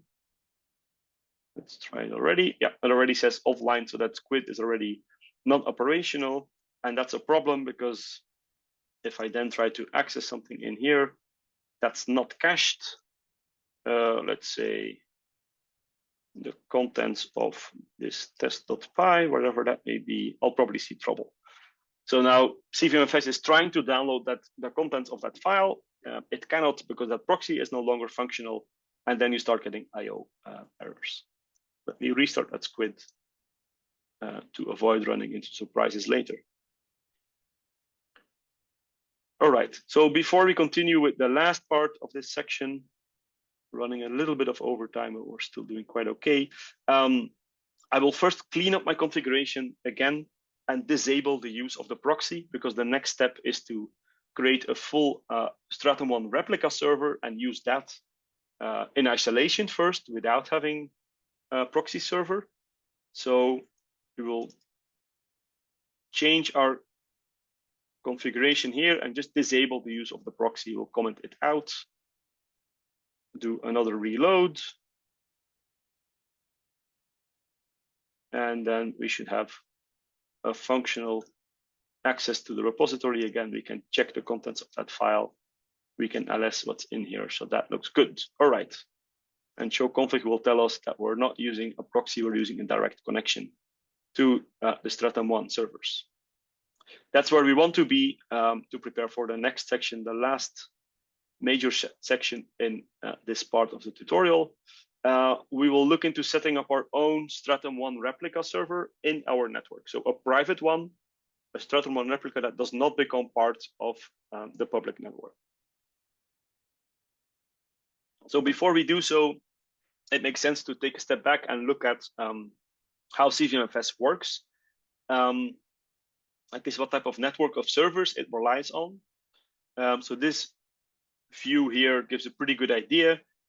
This is a view on the CERN CVM-FS network, where you have a central server, a Stratum 0, where the contents of the repositories are managed. Then a whole bunch of public mirrors that have a full copy of all those repositories that can serve the clients. And they can serve clients either directly or typically through one or multiple proxies. So what we want to do is set up our own Stratum 1 like this in our local network, typically in the same network as our HPC cluster is running. So we not only have a proxy to talk to, which has a partial copy of everything that was recently accessed, we actually want to have a full mirror of the full repository contents and avoid that we have to go to the outside world to get any access to any software installations on the clients. So why do we want to do that? Well, we want to improve the reliability of our setup. If there's a network disconnect to the outside world, we don't want to stop running software. We want to keep doing so. So that's why we want a full copy in our network. It also helps to reduce the load on the public Stratum 1 servers, since we will only be talking essentially to our own private instance. It can help quite a bit with mitigating the impact of poor network bandwidth. So if we only have a slow connection to public Stratum 1 servers, say, or in New Zealand, for example, then you definitely want to have your own Stratum 1, which can slowly pull in repository contents, but then quickly serve it to the local clients. And as a result of that, we will improve startup time of software significantly in case the client cache does not have the necessary files yet. For some general recommendations for a Stratum 1, it should be low latency storage in this server, SSD, NVMe. Should be rate protected as well, because if you lose that data, you can always pull it down again, but that may take a while, so you don't want to do that over and over again. Since you have a full copy of the repository, this may be hundreds of gigabytes or even terabytes. A local file system, X3 or X4, not XFS for reasons I won't get into. Stratum 1 is essentially a web server, so you should have an Apache web server installed and running, with fast access to that low latency storage. And you should be able to make HTTP connections on port 80. There's a whole bunch of recommendations in here regarding monitoring, making it a highly available setup. In case you want to make it a public Stratum 1 that becomes part of the public network rather than only providing access to it in your local network. recommendations on garbage collection, if that's relevant for the repositories that you're accessing, or even using not regular disks, but an S3 compatible storage like Ceph, or Amazon S3 or Azure Blob as a storage backend. That's all possible, but that's details that we won't get into right now.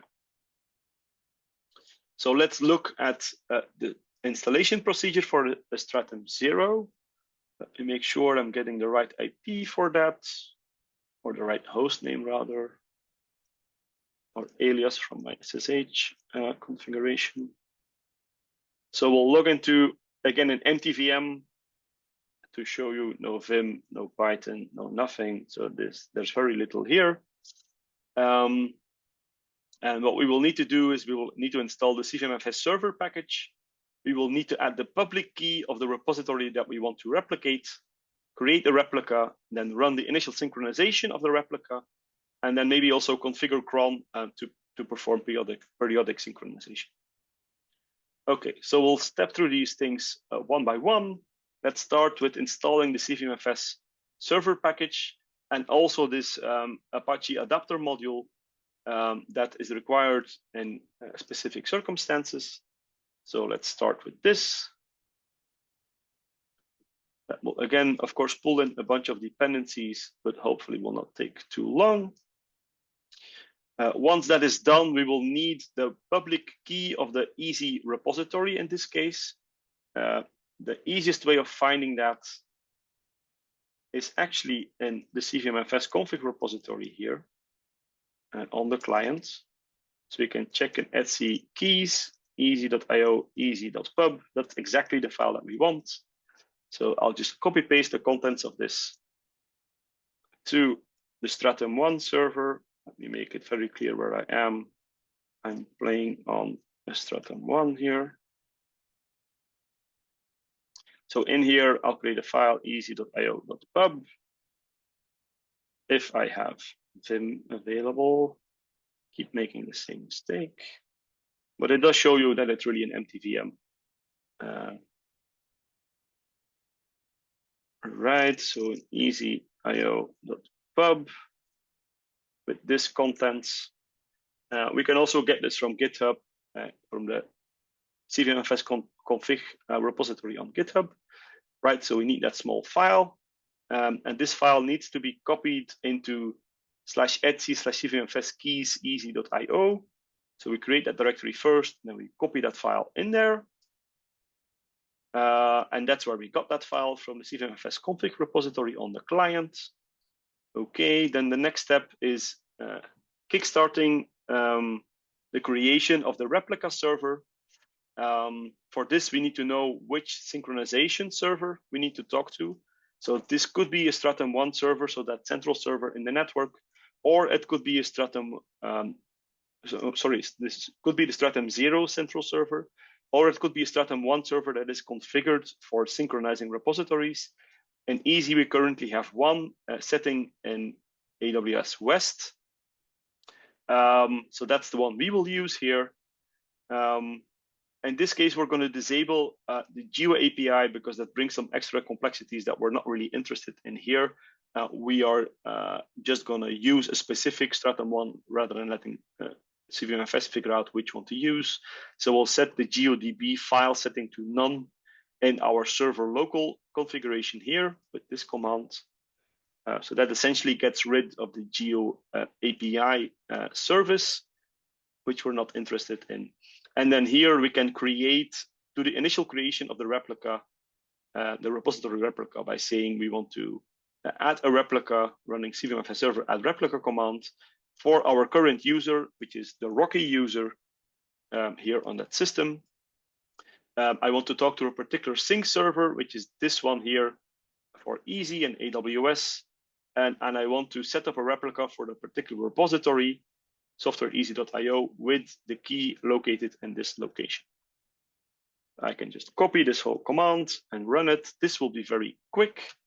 And I am running into a small issue here that my Apache server is not running yet. So I just need to start that service and enable it to make sure it's restarted on reboot. And then I can retry that replica. So this will be very quick. This just prepares CernVM-FS for downloading the full contents of that repository, which is done as part of the initial synchronization. So when we run this command, CernVM-FS server snapshot, we will actually start downloading the contents of the repository from that synchronization server. Now here, before I do that snapshot command, I will install screen so I can run this in the screen session, just in case my connection dies. I won't use tmux because I'm not used to it, so I'll have to install Apple release first. So I can install the screen package. That should again be quick. There we go. I'll start a screen session. And now I can initialize the synchronization by running this command, CernVM-FS server snapshot. I don't need sudo for this because when creating the replica, I said, let's use the current user, this Rocky user, who will own this replica. So that means I don't need sudo to start running this. So when I run this, you will see that CernVM-FS starts creating or downloading essentially catalog files, which is metadata for the repository contents. And here you can already see it downloading the contents of the compat layer. Now this operation is going to take a while, 15 minutes, maybe up to half an hour. Because right now we have about, I think, 30 gigabytes of contents in our repository. So this will take a while. We're not going to wait for this. What I did is I have a server already prepared, a Stratum1 prepared instance where the snapshot was already done. So we'll just jump to this one in here. Here I also have a screen session running. So I did the exact same thing on this server. And here that snapshot command has already completed. So this is fully done, which means in/serve, which is the default location that CernVM-FS will use, I can check the contents in here, the data folder. And this is the content addressable storage organization I see in here. If I check how big this is, this should be 27 gigabytes. So that's all the data that is needed to currently serve the contents of the software.easy.io repository. So rather than waiting for the one that's running the synchronization, I will use this one instead, which was IP, let's see, prepare. This is the IP I will need for that prepared Stratum1. All right, I'll let that synchronization run, but you can maybe get back to that later. So now could be a good time for a coffee, but let's finish this exercise first. So we did the initial synchronization. We also want to set up the periodic synchronization. So it keeps pulling in updates to the contents of the repository automatically to Stratum1 replica. For this, we want to set up a cron job. And before we set up a cron job, we need to make sure that log rotation for CernVM-FS is enabled first. So we'll need to create a file like this on our prepared Stratum1, which is here. So let's make sure I don't make a mistake. S1 prepared. That's where we are. Here I should have Vim already. We can just copy this log rotate configuration in here and save it. If I do that with sudo, at least I can do so.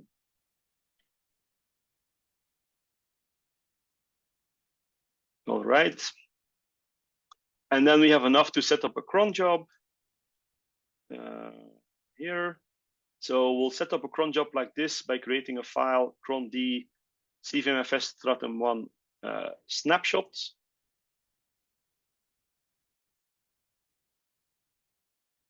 So let's create that file also with sudo, of course, and copy paste this line here to define a cron job. So this will run every 5 minutes.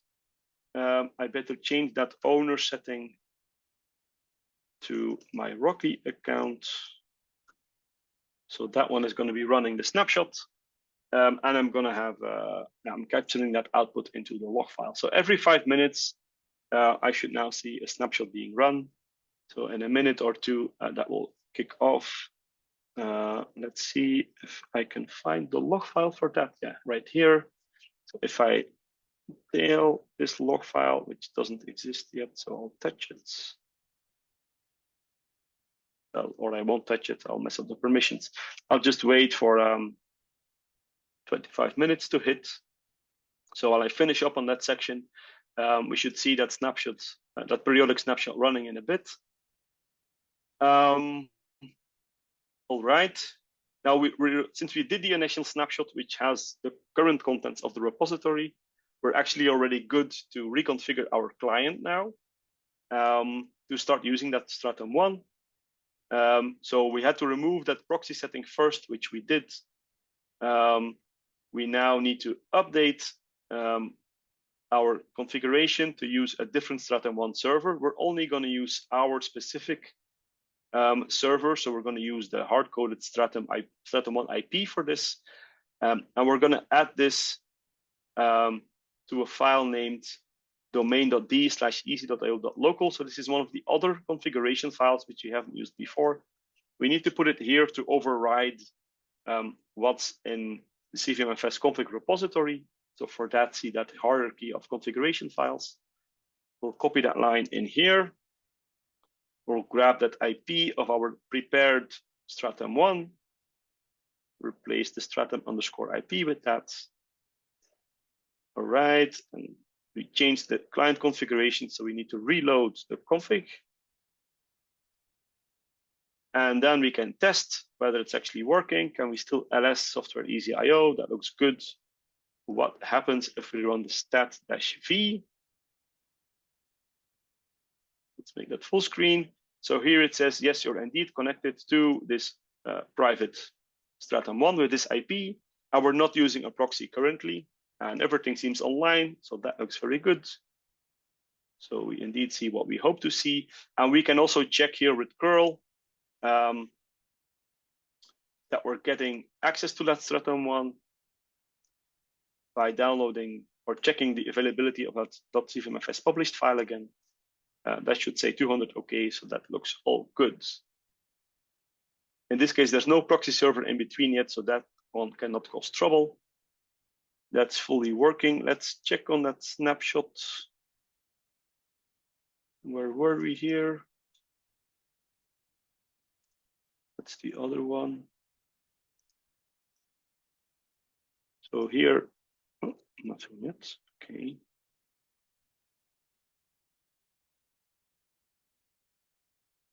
All right, I'm missing something here, but let's assume that cron job is working. It doesn't matter for the rest of the tutorial. So do make sure that's running, of course, otherwise you'll not get updates from that repository on your replica server. So in the current configuration of the client, we're only using our private replica. We're not using our proxy, but we can combine both actually.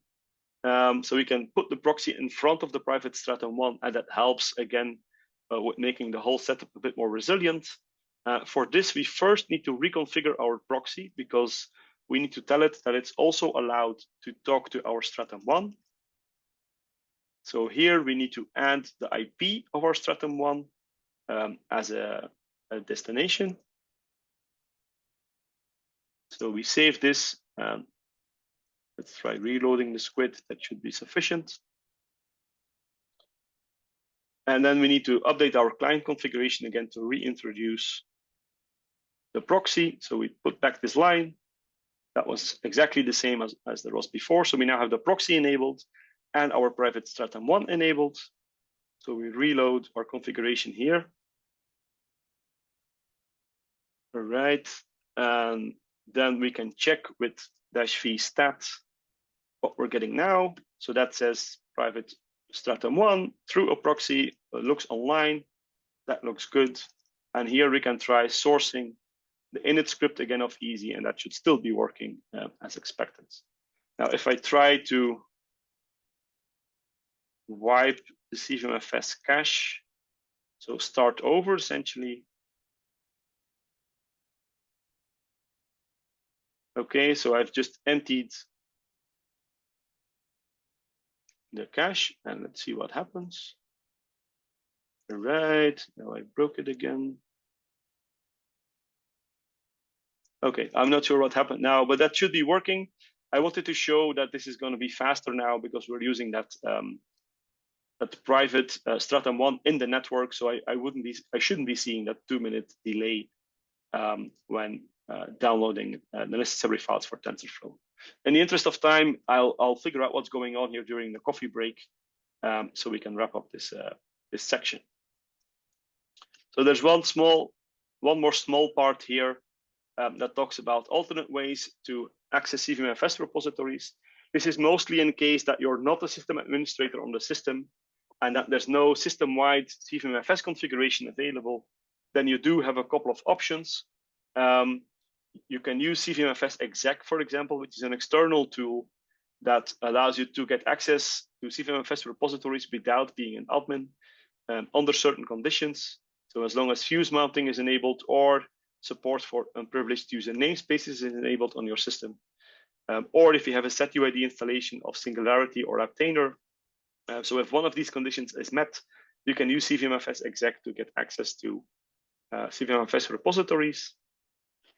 What you do then essentially is you clone the CVM-FS exec repository from GitHub. You run the make dist script that it provides, which essentially sets up a directory, a dist directory that includes a CVM-FS installation as your user and the necessary configuration files and scripts.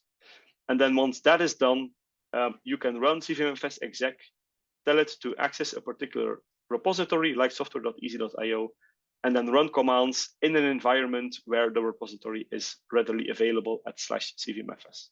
So here we're running a small script that again sources the easy init script, loads a TensorFlow module, and then tries to import TensorFlow, and that should work as expected. So as you see in the output here. You can try this hands-on basically on any Linux system, even if you don't have system administrator rights, so you don't need sudo at all in this case. Whether it works or not depends on whether any of these features here are available in your system. But you can at least try and see what happens. There are other options here as well. If there is an Aptainer installation available, you can use the fuse mount option of Aptainer and, for example, use a container image that includes CVM-FS in the image. And then you can tell via fuse mount that a particular repository should be mounted when the container is being started. So that's what's being done here. By giving an option like this, you can tell it, please load or please mount software easy IO in the container so I can play with it. You may need to do 2 fuse mounts for this. If the configuration for the repository is coming from the CVM-FS config repository, you just do 2 fuse mounts. So you first mount this repository that gives you the configuration for this one, and then things will still work as expected. One detail here is that you also need to make sure that for run CVM-FS and for lib CVM-FS in the container are writable directories. So you can bind mount local directories to these paths in the container so CVM-FS can do its job. And then this is a complete example of how to do this for software.easy.io, again, without any system administrator privileges, without any sudo commands. We just run Aptainer as a regular user. You use, in this case, our easy client container, which includes CVM-FS, and then you can get access to any repository that you want. There's another option here, client cache, which we will cover in an upcoming section. All right, so this is this bit. We're running over time a little bit. Thank God it's now time for a coffee break. So let's take 15 minutes here. So rather than until 1/2 let's do it until 1/4. So that gives you some time for a bio break, a coffee break, and we will get back 3:45 for the remainder of the tutorial. Okay, welcome back, everyone. In the meantime, here I have figured out what the problem was with the periodic snapshots. So the issue was in cron. So there was a permissions problem with creating the snapshot. So I changed the owner here to root, and then the snapshot is working as the log file here shows. So it just did a snapshot a minute ago. It didn't found anything new because there's no updates in the repository that is being provided by the Stratum 0 central server. But it will keep checking this every 5 minutes, and if there's an update, it will indeed pull in the incremental changes for that. The one thing that is not clear to me yet is why this is broken here.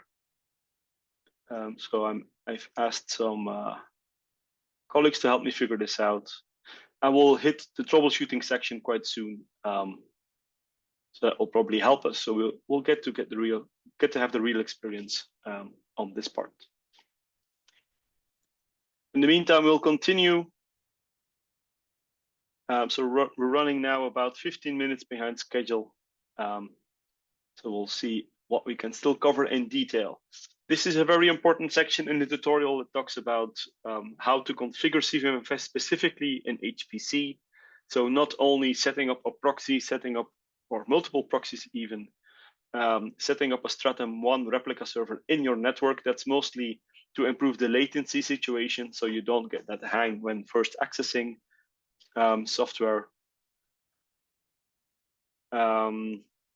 So let's see how we can deal with these special cases that you often hit in HPC context, where we may have diskless worker nodes so that don't have a local disk at all, or where the worker node itself may be offline and not be able to connect to the internet. And then also worker nodes without CernVM-FS. So again, how can we deal with those? What are our options there? So here we'll do very little hands-on, also in the interest of time. So let's first take a look at diskless worker nodes. So there's no local disk available on the worker nodes. That could be the case, especially on large-scale systems. So they like to factor out the local disk as a potential problem in the nodes. So not having a disk means it cannot cause trouble. But then, of course, you're causing situations that you have to work around elsewhere. For example, with the CernVM-FS local cache, the client cache, by default, at least, that's located on the local disk of the worker node. If there's no local disk, you have to work around this. An obvious way to work around this is to use to put the CernVM-FS client cache in memory in RAM disk. So in devshmem, for example, we can reconfigure the CernVM-FS clients to just put the cache in there, and then maybe with a slightly smaller cache, depending on how much memory we have available in the nodes. Let's say 4 gigabytes, for example, we could reserve for the client cache, and that may be enough in practice to still get very good startup times if we're running the same workloads over and over again. So this may actually be sufficient. That's a very easy workaround to dealing with not having a local disk at all. Of course, when making any changes to the CernVM-FS client configuration, don't forget to reload the config so those changes also become active in the client. And of course, the drawback here is then, if you steal some memory, then there's less memory available for the workloads. So whether that makes sense or not depends on the setup and the trade-offs you're willing to make. Another option is a loopback file system on the shared file system of the cluster. So where you're essentially creating a file per client that can be used as a location for CernVM-FS to store its client cache. That is another option worth to consider. There are some drawbacks here, of course, as well. So the big benefit here is that the caches could maybe be bigger because you typically have terabytes, if not hundreds of terabytes or petabytes available on the shared file system. And then giving each client 10, 20, or maybe more gigabytes may not be too big of a problem. The benefit here is that the metadata accesses won't be a problem, even though you're using a shared file system, because you're essentially writing things to a single file rather than a whole collection of files in a subdirectory. So you'll only have a single file per client, and then you won't be overloading your metadata servers of the shared file system at all. More details on creating a loopback file system and making sure that CernVM-FS is configured to use it are available in the CernVM-FS documentation. So we won't cover this in detail here, but you should at least be aware of the possibility that this is well supported. Another option, and this is more of a fallback option, so it's definitely not recommended in general, is to use a so-called alien cache. So an alien cache is a cache for CVM-FS, but which is outside of the control of CVM-FS itself.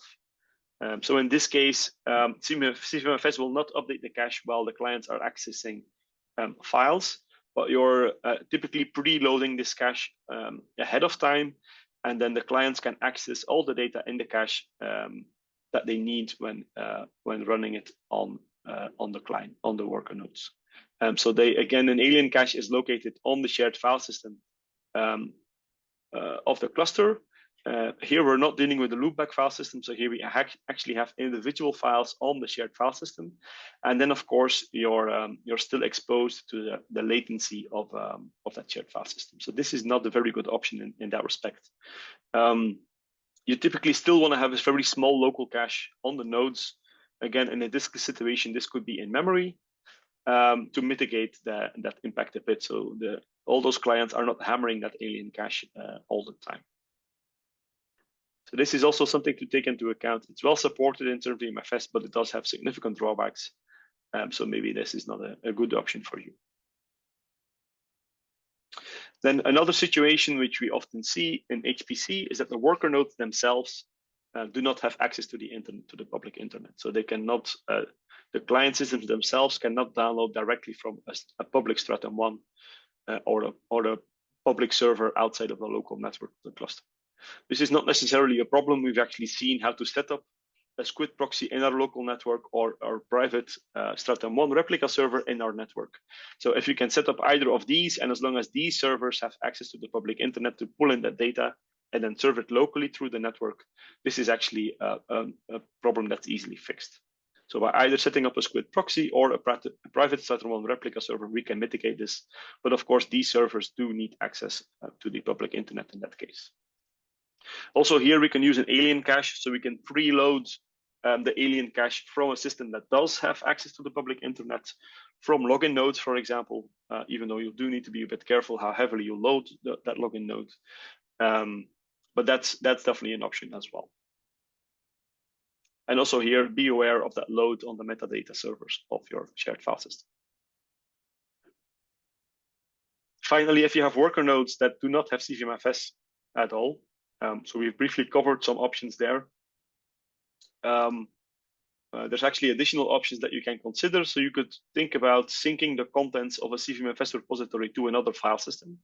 So of course, the data in the CVM-FS repository will have to be accessible through /CVM-FS, but that could be a symlink to another type of file system, NFS mount, for example, where that NFS server basically serves the files as they were available in CVM-FS repository, and then that NFS server is responsible for syncing up with the repository.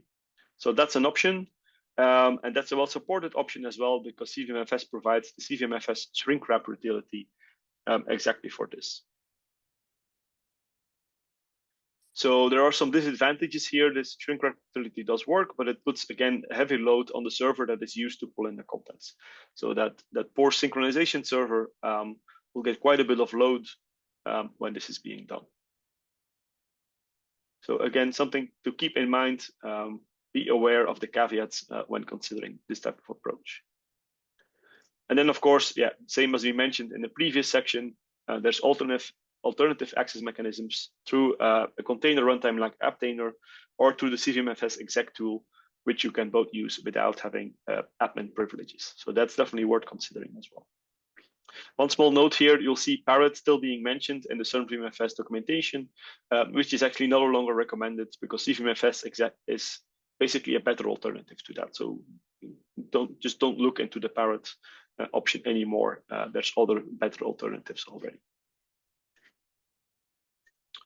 All right, so that was very short. That's basically a bunch of pointers on how to deal with diskless worker nodes, with offline worker nodes, and an HPC setup.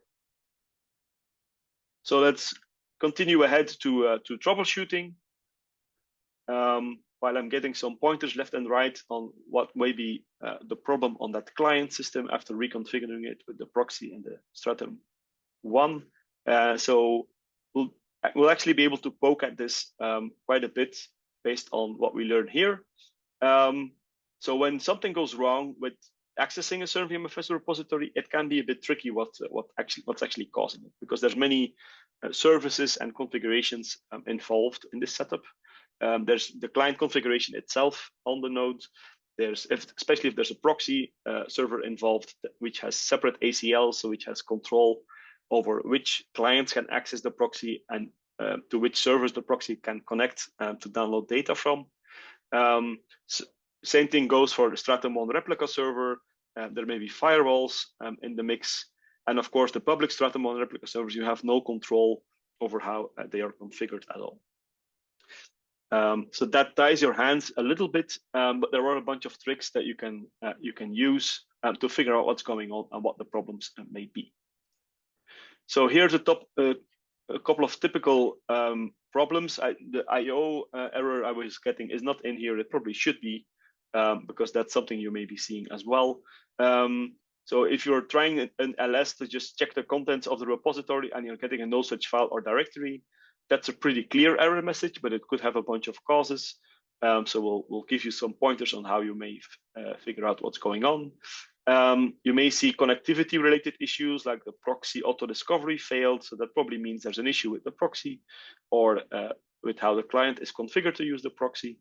And then some things are really internal to CVM-FS, like a catalog failure, like too many levels of symbolic links. I'm still not quite sure what this one is about. Or the transport endpoint is not connected, which is, I think, what we're currently seeing here with the client. So this actually points to an issue with Fuse, so with the Fuse feature of the Linux kernel. So maybe we messed up something really good there with reconfiguring the client over and over again. So that may be a reason why it's not very happy with us currently. Okay, what also may happen next to error messages is just lag or hangs. So whenever trying to access a repository, you may see like big delays, like I showed with the importing of TensorFlow. You could say, how can this take more than 10 seconds? So if, of course, you need to factor in that CVM-FS may be downloading stuff in the background because it needs all those files to be able to run that workload. So that could be what's going on. If we're talking multiple minutes, then you can start scratching your head and say, is this still normal, or is there actually a problem going on? Is it maybe waiting for a service that never answers, or what's going on? So then we should look into connectivity and also cache-related configuration settings. If we're seeing lags over and over again, maybe our cache is too small, or it's not being served from a fast disk, or issues like this. So in general, it's good to start from the top and check a couple of things. Is everything okay with the client installation itself? Review your configuration file on the client. Did you make any obvious mistakes there? If not, you can start looking for network connectivity issues. So we'll show some examples of that. If that all looks okay, you could try manually mounting the repository rather than having AutoFS do it for you. Also, you need to keep an eye on resources like memory and local disk space on the client. So if the disk runs full, and that's where the CVM-FS cache is located, you're probably going to run into some nasty surprises. And if you're very unlucky, you may run into trouble with the CVM-FS cache. And it seems like that's how I was actually causing trouble by wiping the cache on the client. But sometimes this is a viable thing to try as well. There are log files that you can check. You can actually get access to logs as a regular end user without admin privileges as well. So we'll show how to do that. And there's some other tools that you can employ in this situations as well. So let's take a look at some common issues. First of all, the CVM-FS installation itself. Well, maybe it's just not there, right? So do you actually have CVM-FS installed? There's the mount point there. This looks not very healthy, but at least less CVM-FS is there. So that looks good. Do we have that CVM-FS user in place? Yeah, that's there. So that looks okay. If you're getting cannot access /CVM-FS already, then that's a very clear error that this top level directory is not there, and something went very wrong with completing the installation. If the user is not known, yeah, it's basically game over, and you better check how CVM-FS was installed. You can also check if the main command is there, CVM-FS2. If you run --help on that, you should be getting some sensible output, which looks okay in this case. All right, so at least in this situation, the installation itself looks okay. The user is there, /CVM-FS is there. The binary is working. So what else could be going on? It could be an issue with the configuration. So whenever we make any changes to the configuration, we better make sure we reload the configuration as well to activate those changes. And we should also be aware of the hierarchy of configuration files. So maybe where we configured or where we made a configuration change is not the right place. And then it's good to inspect the current configuration based on the configuration files with the show config command and start grabbing for specific settings that you have been changing. So do make sure those are coming from the right place, like with the proxy, for example. We actually specified that and at CVM-FS default.local, and that's also, of course, where we expect to pick it up. And that rings a bell. I think I already know what happened now. Actually, the same mistake I've made before, I think. Yeah, almost. Okay, so this is not fully correct, actually. Because in this case, it's fine because I'm only really interested in accessing software.easy.io, but this should not be hard-coded like this. So if you check the tutorial, it should, it actually doesn't. Okay, it's not hard-coded. You should have this weird thingamajig in here with which CVM-FS will replace with the fully qualified repository name. Okay, that looks good because it is making that replacement when I query the configuration. So this looks correct. Okay, that doesn't seem to be my problem in this case. Yeah, you can start checking whether this looks okay. Proxy and server is really only what I was messing with. So I don't expect to see any problems anywhere else. Of course, don't forget about CVM-FS stock to also query the live configuration. So not what's on disk, but what's in the current CVM-FS service. And since that repository here is not mounted, we're not getting many useful information here. This is basically a dead end situation currently. All right. Something to do keep in mind with show config is that this will always give an answer, even if you put in a repository that really doesn't exist at all.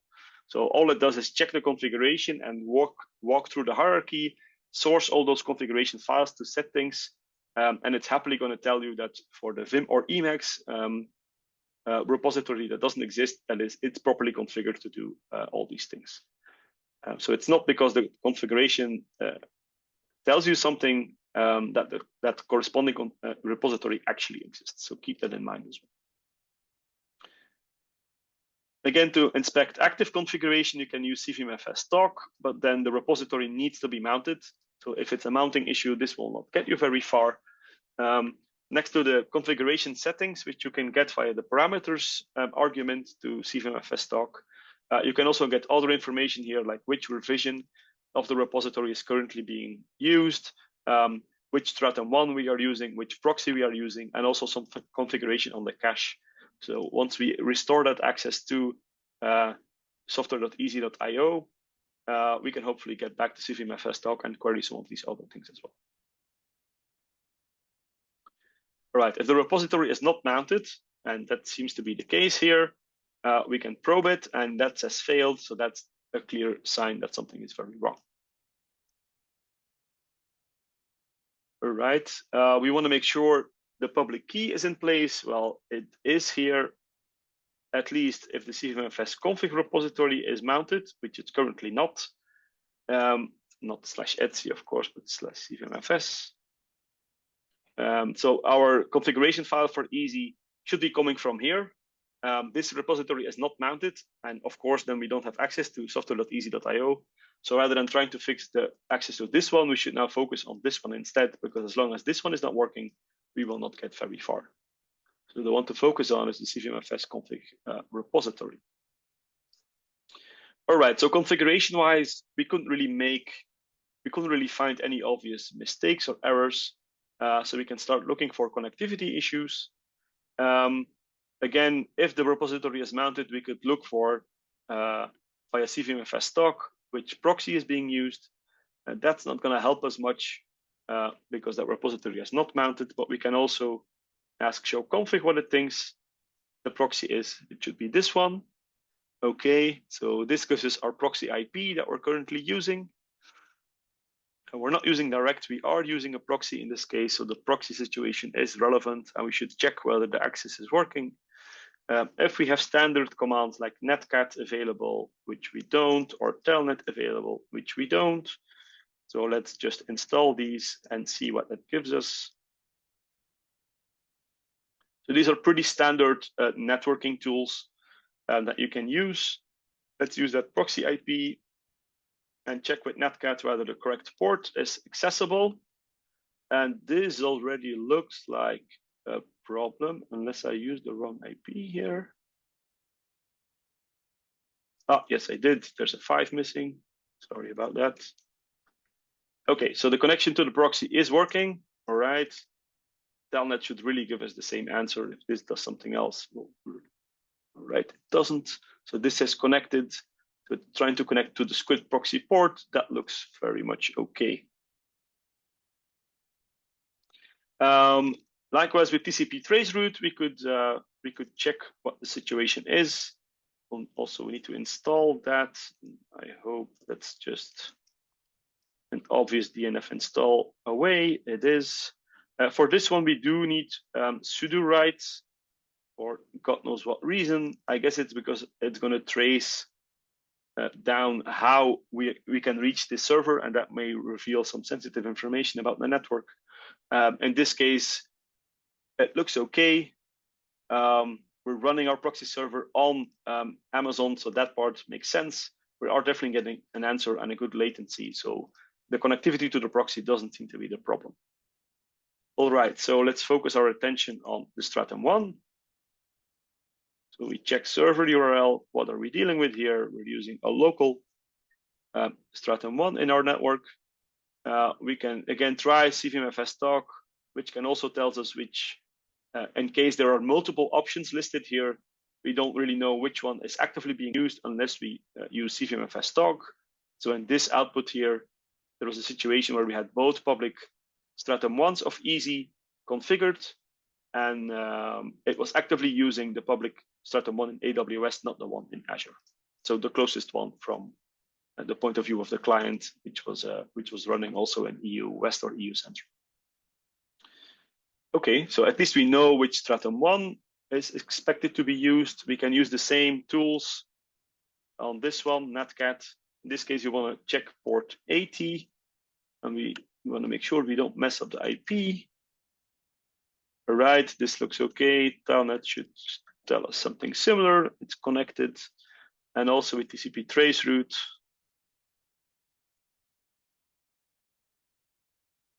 Traceroute, which just takes options like this. We can connect to the Stratum 1, to our private Stratum 1, so that looks fine. All right, so we're still a bit puzzled what's going on. Let's try to download something from the public Stratum 1. So we specify to curl that we want to download a .cvm-fs published file, which should always be there in the repository from the software.easy.io repository. If this gives us an HTTP return code of 200, that's working. All right, so that is indeed working. If we are using a proxy, which we are in this case, then we better make sure curl also works via the proxy. So we can query that same Stratum 1, but via the proxy running at that port. All right, and here we also get a 200 OK, so that means connecting to the public Stratum 1 from the proxy is working fine.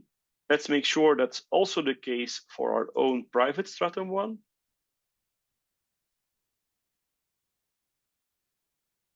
Right, so let me scroll up a bit to get that. No, this is the proxy, this is the Stratum 1. All right, that also gives us 200 OK. So yeah, using proxy, using private Stratum 1 doesn't seem to be the problem here. So connectivity-wise, it all looks pretty fine. We're getting 200 OK with all our tests. Okay, if we get 403 forbidden, yeah, then something is blocking the connection. That could be the squid configuration, the ACLs and the squid configuration. Or maybe you made a silly typo, then you'll get a 404 not found. So if I say I do CVM-FS published without the dot, then I'll get a 404, of course, because that file doesn't exist. So to make sure you don't have any silly typos in your command. And also, yeah, this is an interesting note. Keep in mind that even a public Stratum 1 server does not necessarily give access to all possible CVM-FS configurations. So as we saw when setting up our own private Stratum 1, a Stratum 1 needs to opt into serving or replicating a particular repository. So you cannot use any random Stratum 1 and expect to get access to any CVM-FS repository. That will not work. All right, so connectivity-wise, no real issue. Especially when you're seeing slow access, you can start looking at network latency, network bandwidth problems. That's not a problem here. TCP trace route is showing us quite good latency when connecting to our private Stratum 1. Likewise to our proxy. We're also getting very good latency, so that doesn't seem to be an issue here. There's a small mistake here, missing link, which we should fix. Okay, so connectivity-wise, there doesn't seem to be any problems. Maybe there's a mounting issue. Maybe there's AutoFS that's doing something silly. So we definitely have problems accessing the repository, so that doesn't look good. We could ask CVM-FS config which repositories are currently mounted. That also doesn't get us very far, so nothing is really mounted currently. Probing we have done before. That gives us the failed again. So when it looks like there's a mounting issue, right? And this transport endpoint not connected doesn't really give us much. It doesn't mean anything at all to me, actually. So what you could also do is try to manually mount the CVM-FS repository, so not rely on auto mount, but try to trigger a manual mount. So you create a directory, and then with sudo mount, you say, I want to mount this repository of type CVM-FS. So let's try this. And at least this gives us a different error. So this says, fail to initialize root catalog. All right, that looks fishy. So at least we're getting a different error, which means we're making progress. A bit more involved, and this is really going to produce a lot of output here, is using CVM-FS2 directly. So rather than via the mount command, we're trying to trigger a mount via CVM-FS to the binary directly. So let's see what that gives us. We're also using the -D option here. So this is going to give us debug output, and this is going to be a fire hose of data. I'll probably need, okay, in this case, it looks like we're missing a library. Okay, this is actually useful information. It looks like we're missing the CVM-FS fuse library somehow. So somebody wiped this, or it was never really installed. Let's try installing this and doing the mount again. Oh, at least now this part does work. Let's see what it does here. It's trying to do a whole bunch of things. Invalid whitelist signature. That looks like it is our problem, and I'm not sure why that's the case. So maybe Jakob can, or someone else from CVM-FS can help me out here. Now, by doing this mount, it does. Can you try this again give with us more information? Yes. With a config repository first, because the config repository has the public key for the easy repository. Yes, indeed. So like I mentioned earlier, as long as we cannot mount this one, we won't get very far. So let's try that. Config cern.ch. All right, and also here, HTTP error, download failed.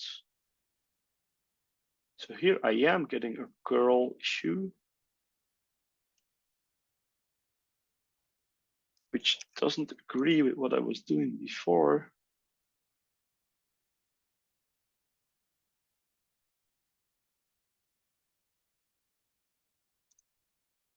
Here I'm, of course, trying software and easy IO, not CVM-FS config.cern.ch.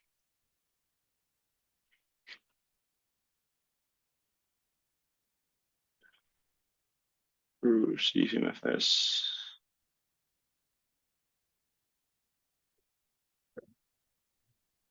So from the debug output, it's actually not using your private Stratum 1 for the config repository.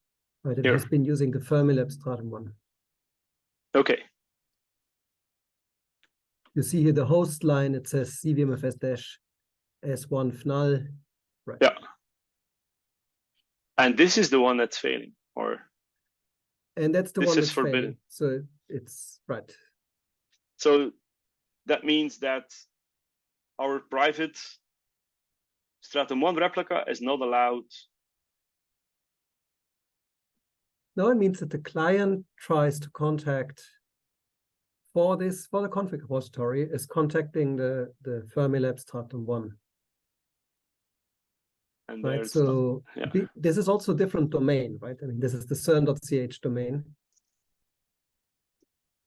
Yeah, and here we're getting a forbidden. Yeah, so that's where it seems like our problem is. So show config may be a good next option to see for that repository, what's the configuration and where does it come from? Right, now we're getting the real experience here. So this says the show config on CVM-FS-config.cern.ch. Ah, yeah, sorry. CH. Yeah, but it's using our proxy, right? Because we. Yes, and then for the Stratum 1. So for the CVM-FS server URL parameter. Yeah, here it's using and that comes from the other that comes from the CERN.ch domain configuration. Yeah, so it's our proxy that's not allowed to. That's blocking. Ah, okay. So that means in here, I need to add this, right?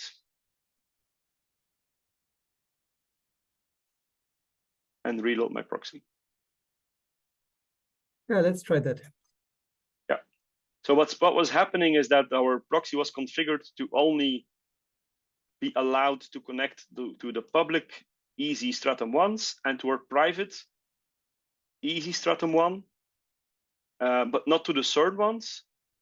And because of that, it could not get access to the CVM-FS config repository anymore. Now that was working fine before, because we were using the public easy Stratum 1s without a proxy when we first mounted CVM-FS config repo. But after 5 minutes of not accessing it, AutoFS unmounted it, and then when trying to remount it, it no longer worked. All right, so let's first check this one. All right, that didn't really help. Let's try that curl again. We're still getting a no, I need the Open Science grid ones. No. Hey, it should be fine. You can also access that repo from the CVM-FS. Okay, that works as well. Yeah. It's one of the Stratum ones, the OpenScienceGrid.org, but there's also one behind the CERN.ch domain, which would have been tried. Okay. So this is still, this now at least gives 200 okay.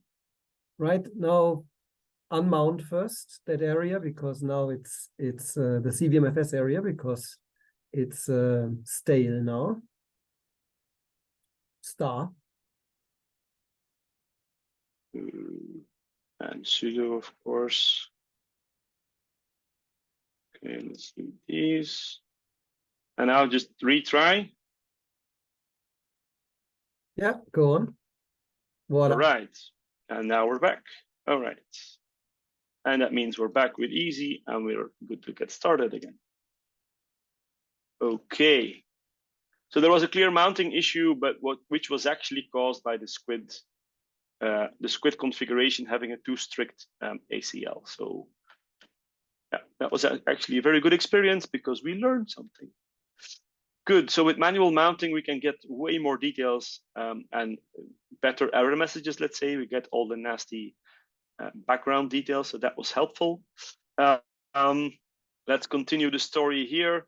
Yeah, insufficient resources I mentioned. If there's a lack of memory, things will maybe slow in terms of startup performance. If there's a lack of disk space for the client cache, things will be slow. Network latency, same issue. So that's something definitely to keep an eye on. If you do run into a full disk, then things will get tricky for the cache, right? So if CernVM-FS can no longer update the cache or is interrupted when trying to do that because it hits a full disk, you may get corrupt cache as well. So that's maybe something you should look into if you did have a full disk situation. You can check what's currently being used in the cache, or what the current cache situation is rather, by stat-v, which will give it for all the mounted repositories.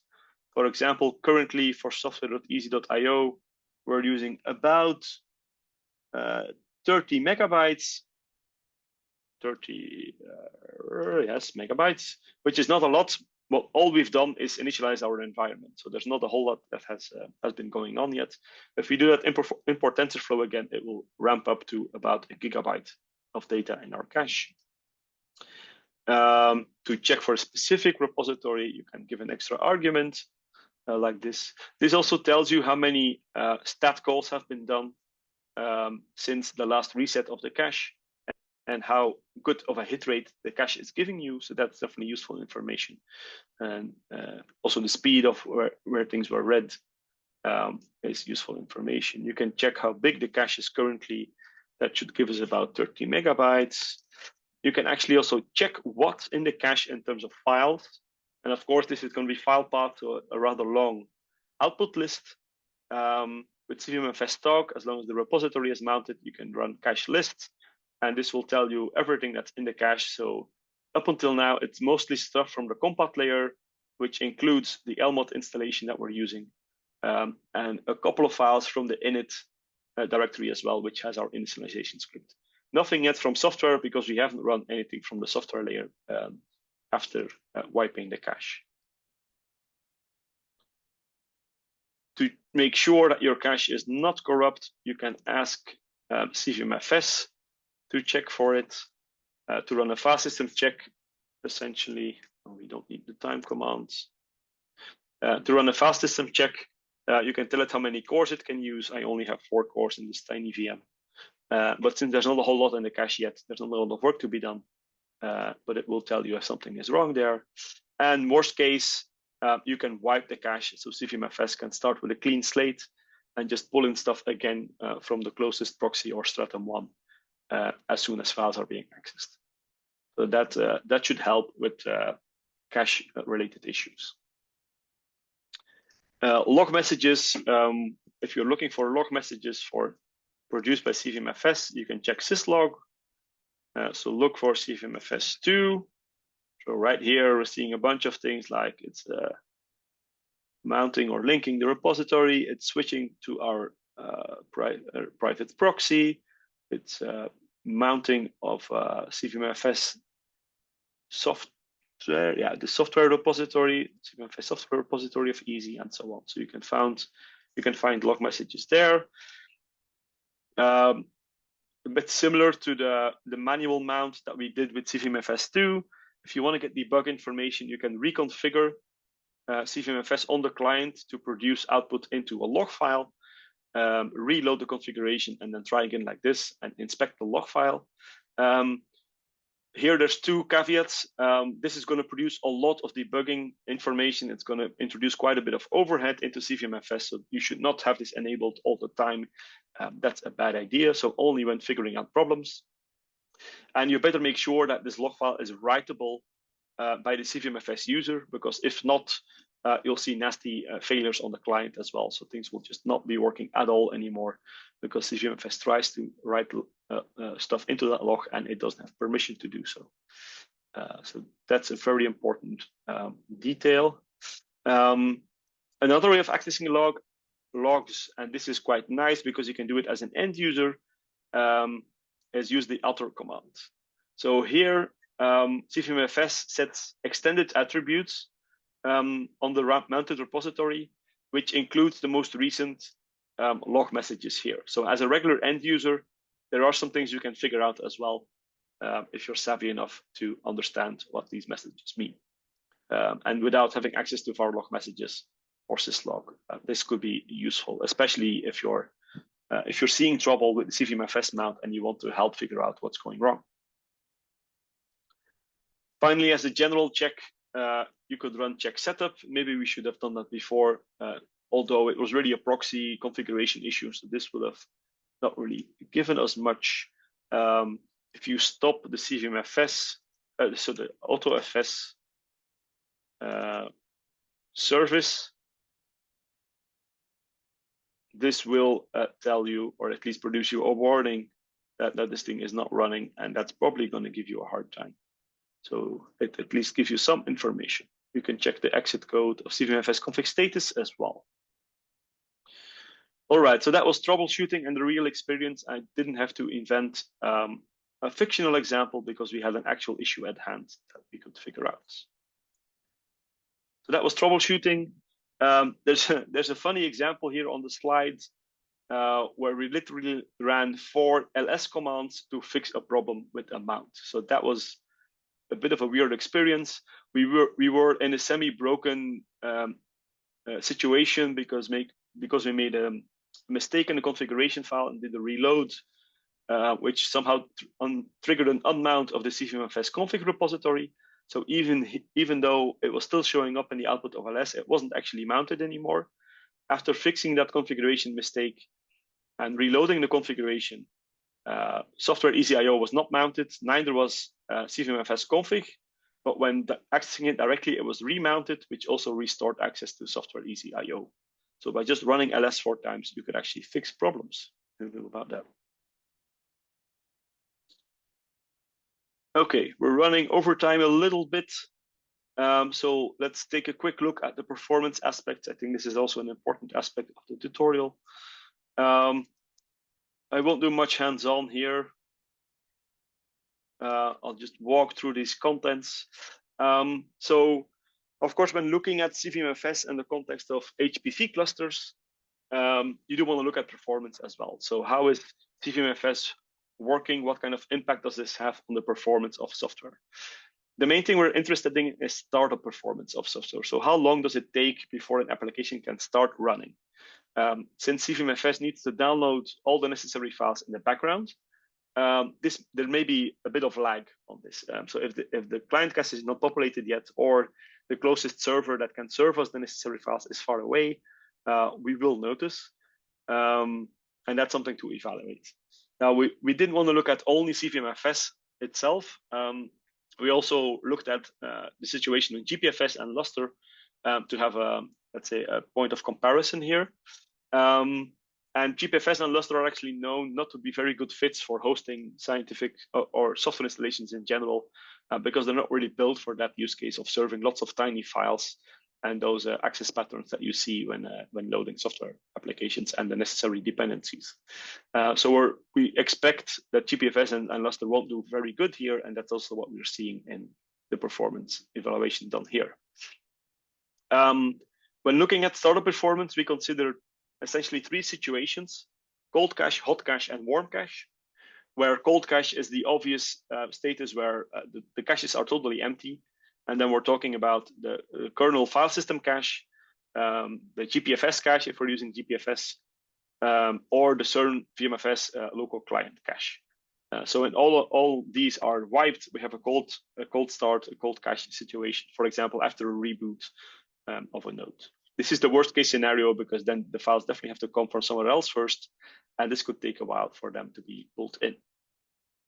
So if we want to test the situation, we actively clear all the caches in the system before we do any performance measurements.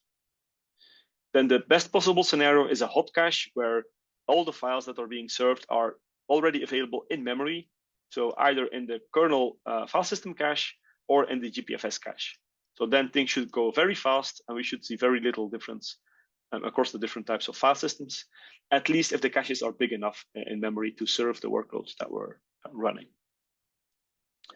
When looking at CVM-FS, there's actually a situation in between, which we call warm cache, where the CVM-FS client cache is already populated. It has all the necessary files, but none of these files have been loaded in the kernel file system cache.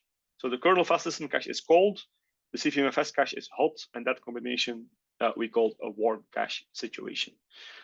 This is fairly likely as long as the same workloads are being run over and over again, or a limited set of workloads is being run over and over again. And if the file system, that is CernVM-FS client cache, is big enough.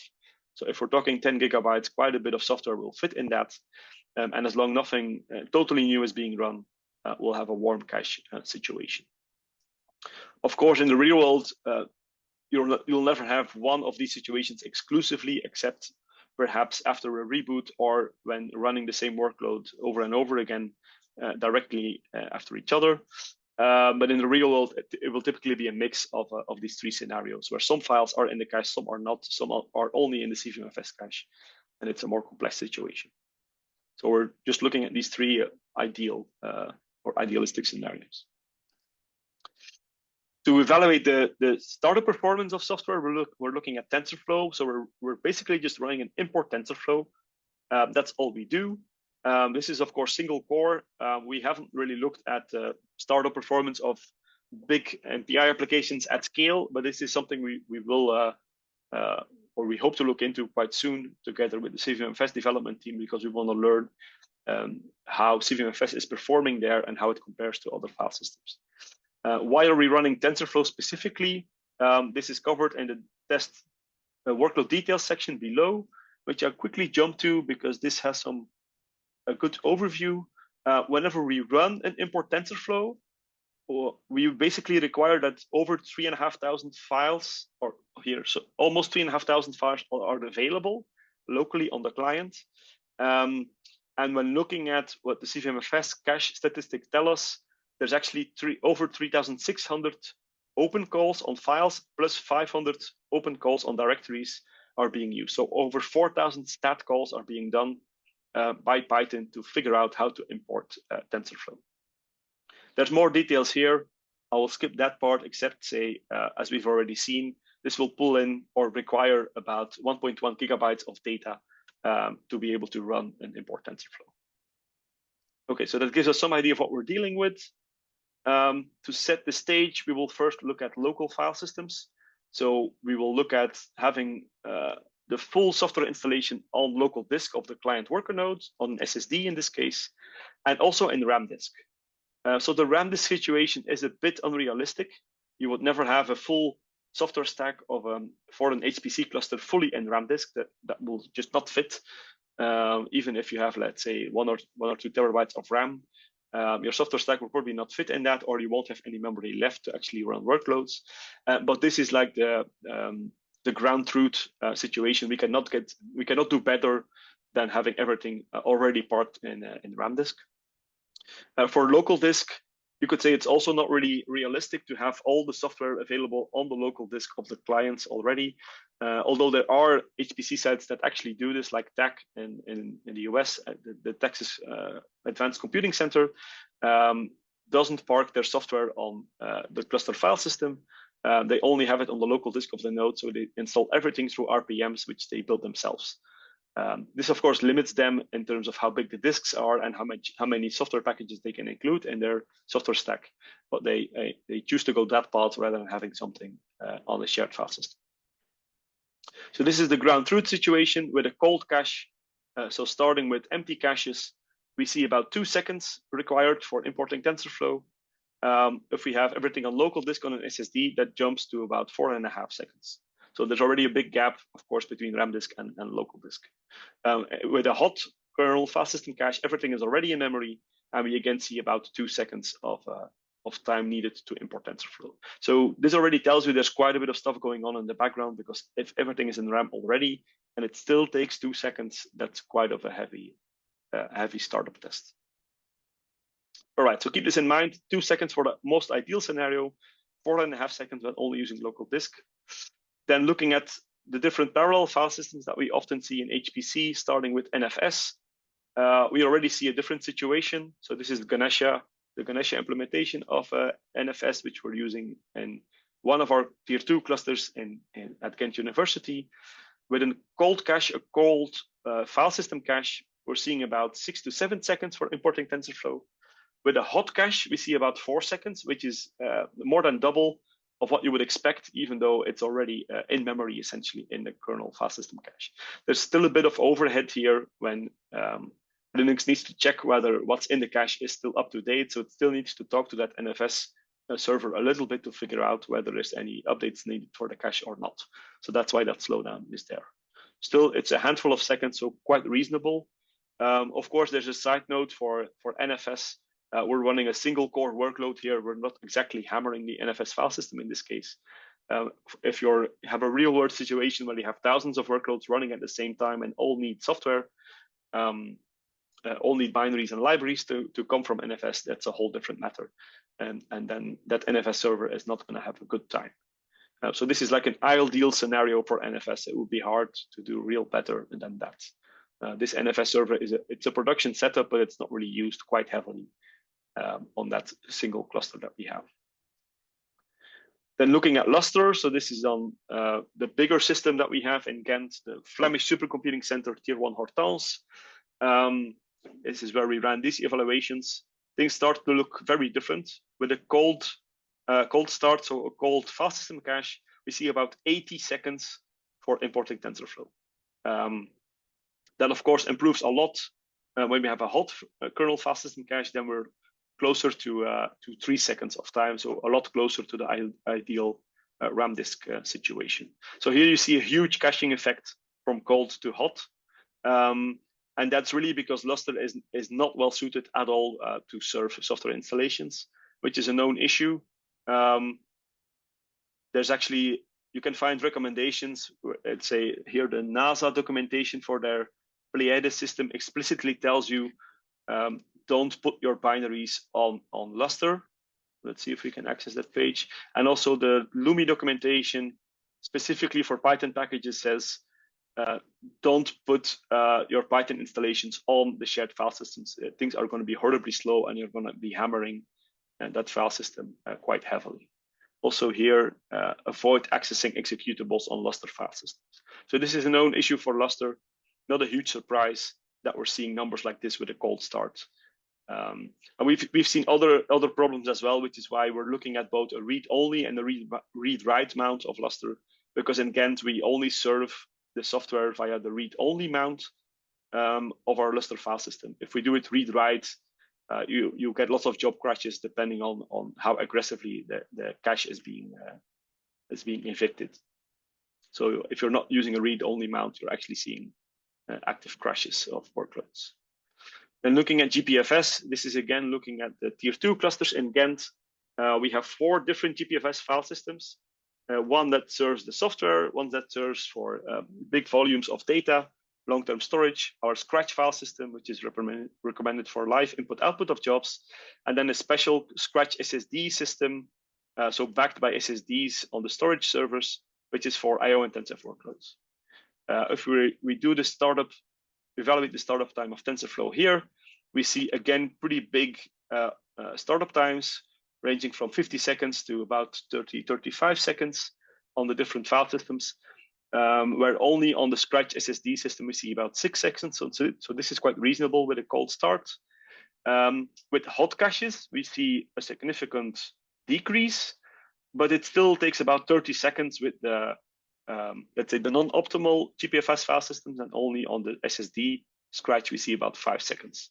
I was a bit puzzled by these numbers initially, so I consulted a colleague to figure out what was going on here, and it turns out that the stat cache of GPFS, so which caches all the stat calls being made to files, is set to the default size, which is 1,000 entries. So this max stat cache configuration is set to 1,000. And remember, when loading TensorFlow, CVM-FS tells us we need at least 3,500 files. So it's basically, we're never getting hits in that cache, or very rarely. So we're still massively exposed to the latency of the underlying file systems, which is what explains this situation here. We could, of course, tune this to increase the size of the stat cache, but apparently this needs to be done with care, or you may bring down your GPFS file system, which we definitely don't want. Then with CVM-FS, we considered a bunch of different scenarios. So we always have a client system, which is a worker node in a tier 2 cluster in Ghent, in Belgium. And we look at 4 scenarios when we have a private proxy server in our network available via a high-speed network, an InfiniBand network, a private Stratum 1 server in our network, which is available via gigabit Ethernet, so it's still quite close to our client server, and then 2 public Stratum 1 servers for easy, the one in AWS and EU Central, so still in the EU, and then another one in Azure in the east of the US, so transatlantic, and that one is going to be quite slow. So we explicitly configured CVM-FS to use each of these situations in turn, and then we looked at the performance of those with a cold start.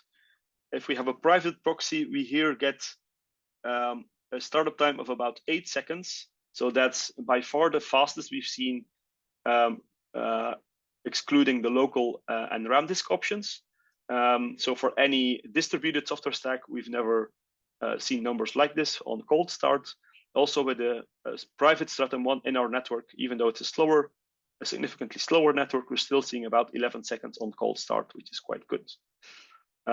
Of course, as soon as we're starting to talk to external servers across the public internet, so the Stratum 1 still located in Europe and AWS, or the other one on the US East Coast, then we're seeing very different startup times. So for the one in Europe, we're seeing about, what are the numbers here? About 62 seconds, so 1 minute to import TensorFlow from a cold start. If we're talking to the one in the east of the US, then that data has to come across the Atlantic first, and that can take literally minutes to do the import of TensorFlow first. So this really highlights that you need a good setup with at least a local proxy, or preferably a local Stratum 1 in your network, to really get reasonable startup times. And you can do a lot better than what you see with GPFS and Lustre. When looking at the hot and warm cache situations, so with a hot kernel cache, we're very close to what we see with the optimal RAM disk, so close to the 2 seconds. It's about 2.5 seconds, I think we're getting here, 2.25 seconds. So that's quite close to the optimal situation. If we use the CVM-FS cache in RAM disk, and with a cold kernel cache, so all the others here are warm cache situations, then we're getting very good performance as well. So serving the files from that CVM-FS client cache in RAM disk to the kernel client cache also in memory is quite fast, and then we don't have a big startup penalty. But if we're talking to local proxies, of course, it gets a bit more messy. The average startup time goes up a little bit. It's still a handful of seconds, so quite okay. And we see bigger variability here, basically because these are production networks. So it's not only the CVM-FS download happening over this local network, but a whole bunch of other things as well for other workloads running on the system. Also, when reaching out to a remote Stratum 1, we still get very reasonable startup times of under 5 seconds for importing TensorFlow. So for CVM-FS, this is overly a positive situation, and we did very little to nothing to try and tune the startup times here. So there's additional configuration options that are available for CVM-FS that we could have looked at, but didn't at this point. Okay, this is only startup performance, of course. There's other things you should take a look at, especially in the context of HPC, which we didn't for this tutorial currently. We can look at scalability.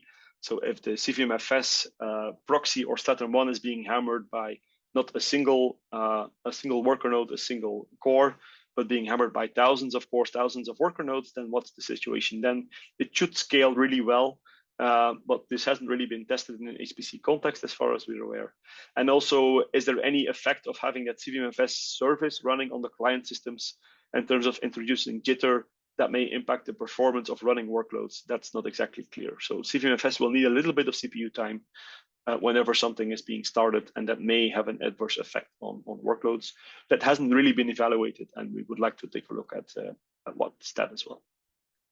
The rest of this page has all the details on the test configuration, the client system, the software stack that was used, the details on TensorFlow, what that pulls in, and also the configuration of the systems individually, the network connectivity from that client system to the different options in terms of bandwidth and latency is all mentioned here. And then also how we wiped the kernel cache, the client cache, the GPFS cache is all mentioned in the details on this page. All right, we didn't do the hands-on demo, so you'll have to trust my judgment here. But you can basically try this yourself in an AWS VM and just change the configuration to use a public, private Stratum 1, a proxy, and you should see the numbers vary more or less as you see here. Then to wrap things up, we can take a quick look at combining containers and CVM-FS. This can be quick. So there's two ways in which you can combine container runtimes and CVM-FS. A very interesting one, and maybe a surprising one, is to access container images that are hosted in the CVM-FS repository. So the CVM-FS unpacked, the unpacked.cern.ch repository is an example of that hosts a lot of both public and self-created container images, Docker container images. For example, this one for TensorFlow 215 coming from Docker Hub has been ingested in this repository. And with this command, let's see what happens if we try this here. It should work as long as we have Aptainer, which we don't yet, but that's a quick install away. So if we have Aptainer installed, we can directly run a container image from the unpacked cern.ch. A big difference with running it from there and not running it from Docker Hub is that the containers included in here are unpacked. So they are the individual files that collectively make the container, rather than having one big image. So CVM-FS will only have to download a very small part of the container in order to be able to run this. This will still take a bit of time because it will need to download again about in the order of 3,000 files. We're also running an import TensorFlow here to make it a good comparison, but it should fall through eventually. Let's keep an eye on how it's doing.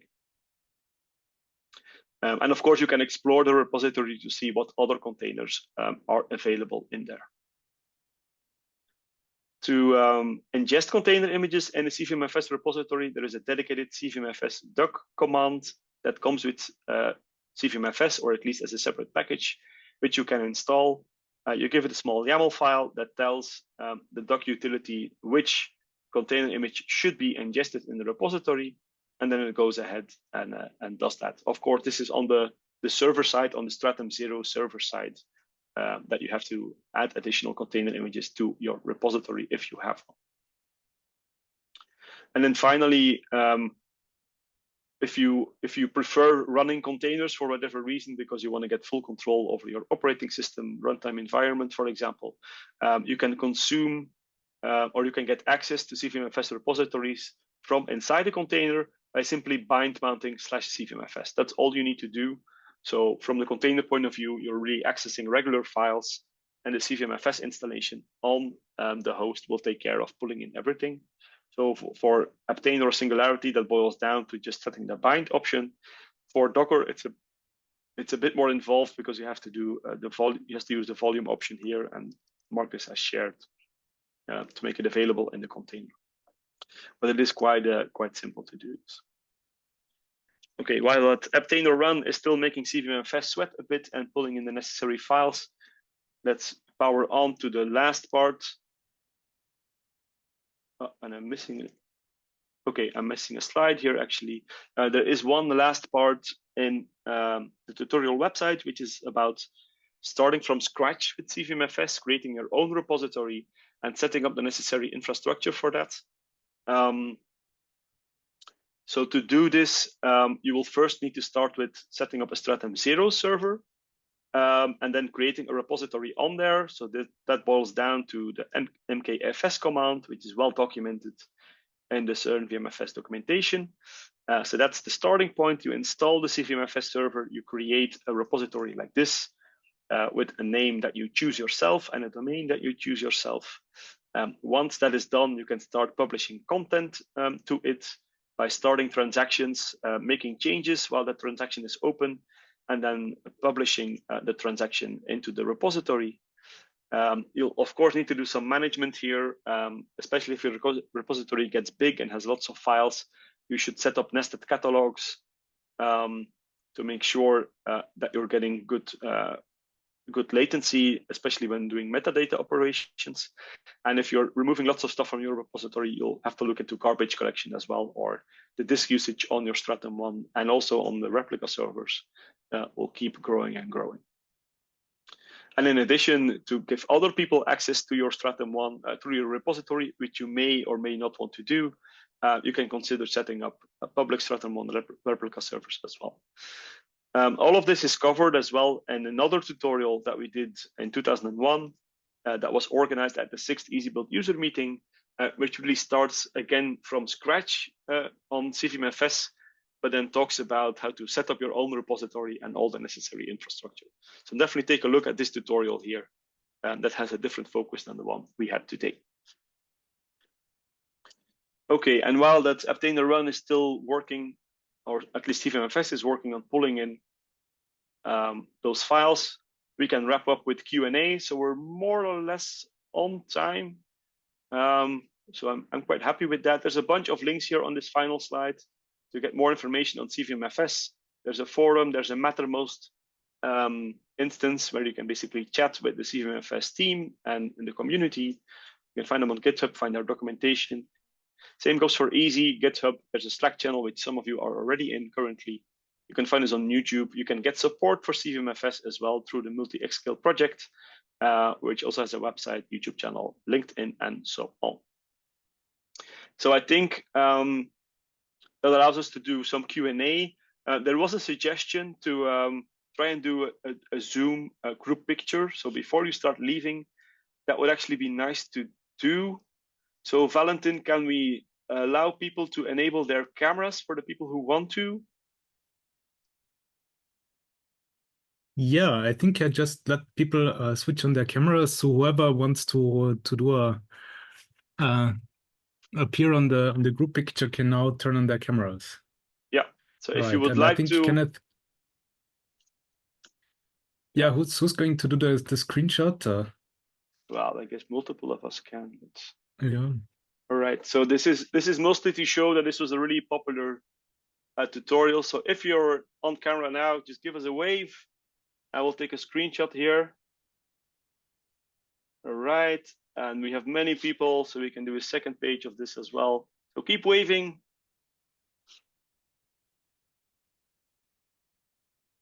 All right. Yeah, that's it. Thank you very much. At least it gives us some information of who was here. And then I think we can open up the floor for questions. Valentin and Alan, if we have any people who still want to ask a question. I think many have already been answered in the chat. One that was just raised right now is maybe interesting to discuss is for storing RPMs. So RPMs are not really the best use case to store directly on CVM-FS, as you lose many of the nice features that basically you can deduplicate files. So basically, CVM-FS, if a file is used twice, you can and copy it. Since it's stored as an object along with its hash, you will only download it once, and also the caching really works very well. Once you package stuff inside tarballs or RPMs, this tends to not really work that well. So you basically lose the efficiency. It doesn't really give you anything more than an object storage than like this. I believe they asked even at CERN that there's still use cases where experiments request to have RPMs for the software, but these are then not typically stored on CVM-FS. So that for that. If there are further questions, then also feel free to, I think we still have some time, feel free to raise your hand and I can unmute you. And of course, don't forget, you're always welcome to join the Easy Slack and that specific channel we have. If you have any questions afterwards, maybe if you're rewatching the recording or parts of it and something wasn't fully clear, don't hesitate to reach out either through the Easy community or through the Mattermost instance for CVM-FS. Okay, so I see some. Okay, we still have a bunch of questions on the chat. Yeah. Let's maybe let Alexander unmute first. Oh, at least he was raising his hand. I'm not sure, Alexander, if you want to ask your question.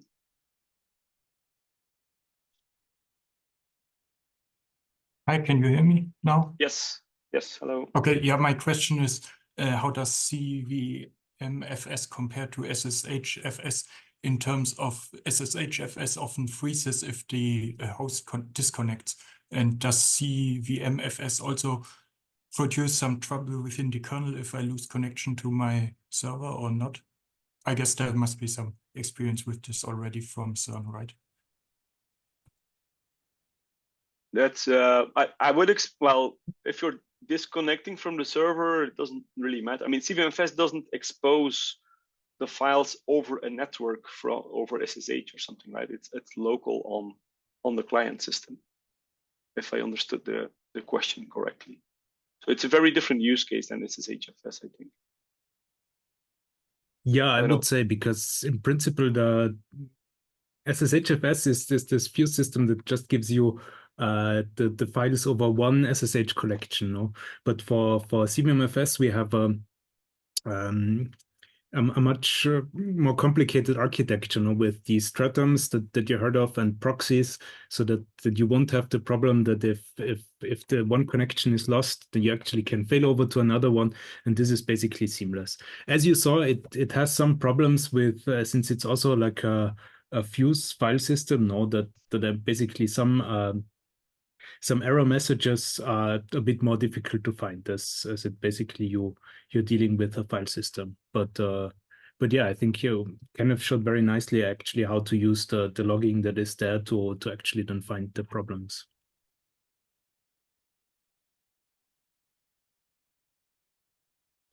Okay, we're seeing extra questions in the chat. If anyone else wants to raise their question vocally, do raise your hand. There is an interesting question by Jan on AlphaFold. So AlphaFold is a quite big data set. It requires a quite big data set to run multiple terabytes. I'm not sure somebody has actually tried this over CVM-FS. And since it's lots of small files, correct me if I'm wrong, Jan, this could be an interesting use case, I think. Although I don't know if an AlphaFold workload, how much it needs of that data set. Does it need only a tiny part, or does it really need the whole thing eventually? Jan wants to activate his microphone. Oh yeah, I'm here. Hi, do you hear me? Yes, hello. Okay, thanks. Hello. Yes, we just had a couple of users that are trying to use AlphaFold, and so we download the database, and it's almost 3 terabytes of files, and it takes a long time to download, and it's doing a heavy I/O on the storage. So yes, we wanted to try with maybe CVM-FS because it's a read-only database, but I have no idea what the cache should be, the size of the cache should be, or we never tried. So yeah, I think yeah, go ahead. The important question here is if the data set sort of behaves like software. So that means that it may be big, the data set, but at runtime, at any given point in time, it works best if all the nodes the cluster of the machine need only a small subset of the entire data set. So if you have, like, I don't know, if it's 10,000 files, but for any given job, all the nodes require file number 5, then CVM-FS is a good fit. If it's more a streaming model, where in the end the entire machine needs to go through the entire data set anyway, then it's not a good fit. Yeah, so I think at the beginning it's only a small job that need a lot of files, and then they use the GPU once done. So I'm not sure it will be a good fit in this case. Yeah, I know. I think you eventually are crunching through that whole data set, right? So it is. I think it's lots of tiny files. That's why it's so hard on your metadata server. But Exactly. yeah, CVM-FS is, and it's only accessing every file once, I think. So CVM-FS will all pull them in the cache and then just evict them again rather than reusing. So you'll get almost zero cache reusage. I think. Okay. I guess you could try and see what happens. Okay, thanks. Okay, do we have any other questions before we wrap up the session?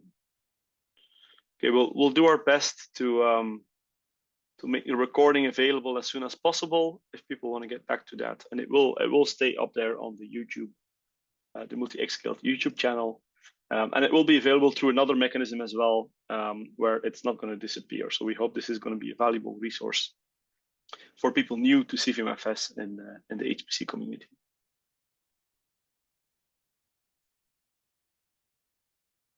Okay, if people want to keep chatting a bit, they definitely can. We're not going to chase you out, but I think we're going to wrap up the presentation part here. So hopefully people know where to find either us or the CVM-FS developers if they are interested in engaging this further. And maybe one last thing. Let me pull up a browser here. So tomorrow we actually have another session, but very focused on Easy itself. Let me just pull up that link here real quick, which is about specifically about Easy, which is called Streaming Optimized Scientific Software Installation and Introduction to Easy. So this is a 2-hour session, more focused on Easy, way more than I did today, and that may be helpful as well. The registration for this has already closed, but if you're really interested and you didn't register, let us know in Slack, not in Zoom. So if you can find us in Slack, we can probably still add you to the list for that Zoom call tomorrow. Now, this session will also be recorded. So if necessary, you can always check back later. And there's a question on how to register for the Easy Slack. If you go to the tutorial website here, you'll find a link to the slides. So on the landing page, there's a link to the slides, and on the slides, at the very last one, if you click here on Slack, this is a join link to join the Easy Slack. So if you follow that link, which was now also shared in the Zoom chat, you can join the Easy community there. Same goes for Mattermost. If you go through this link, you'll have to create a lightweight CERN account first, but then you can also connect to the CVM-FS Mattermost.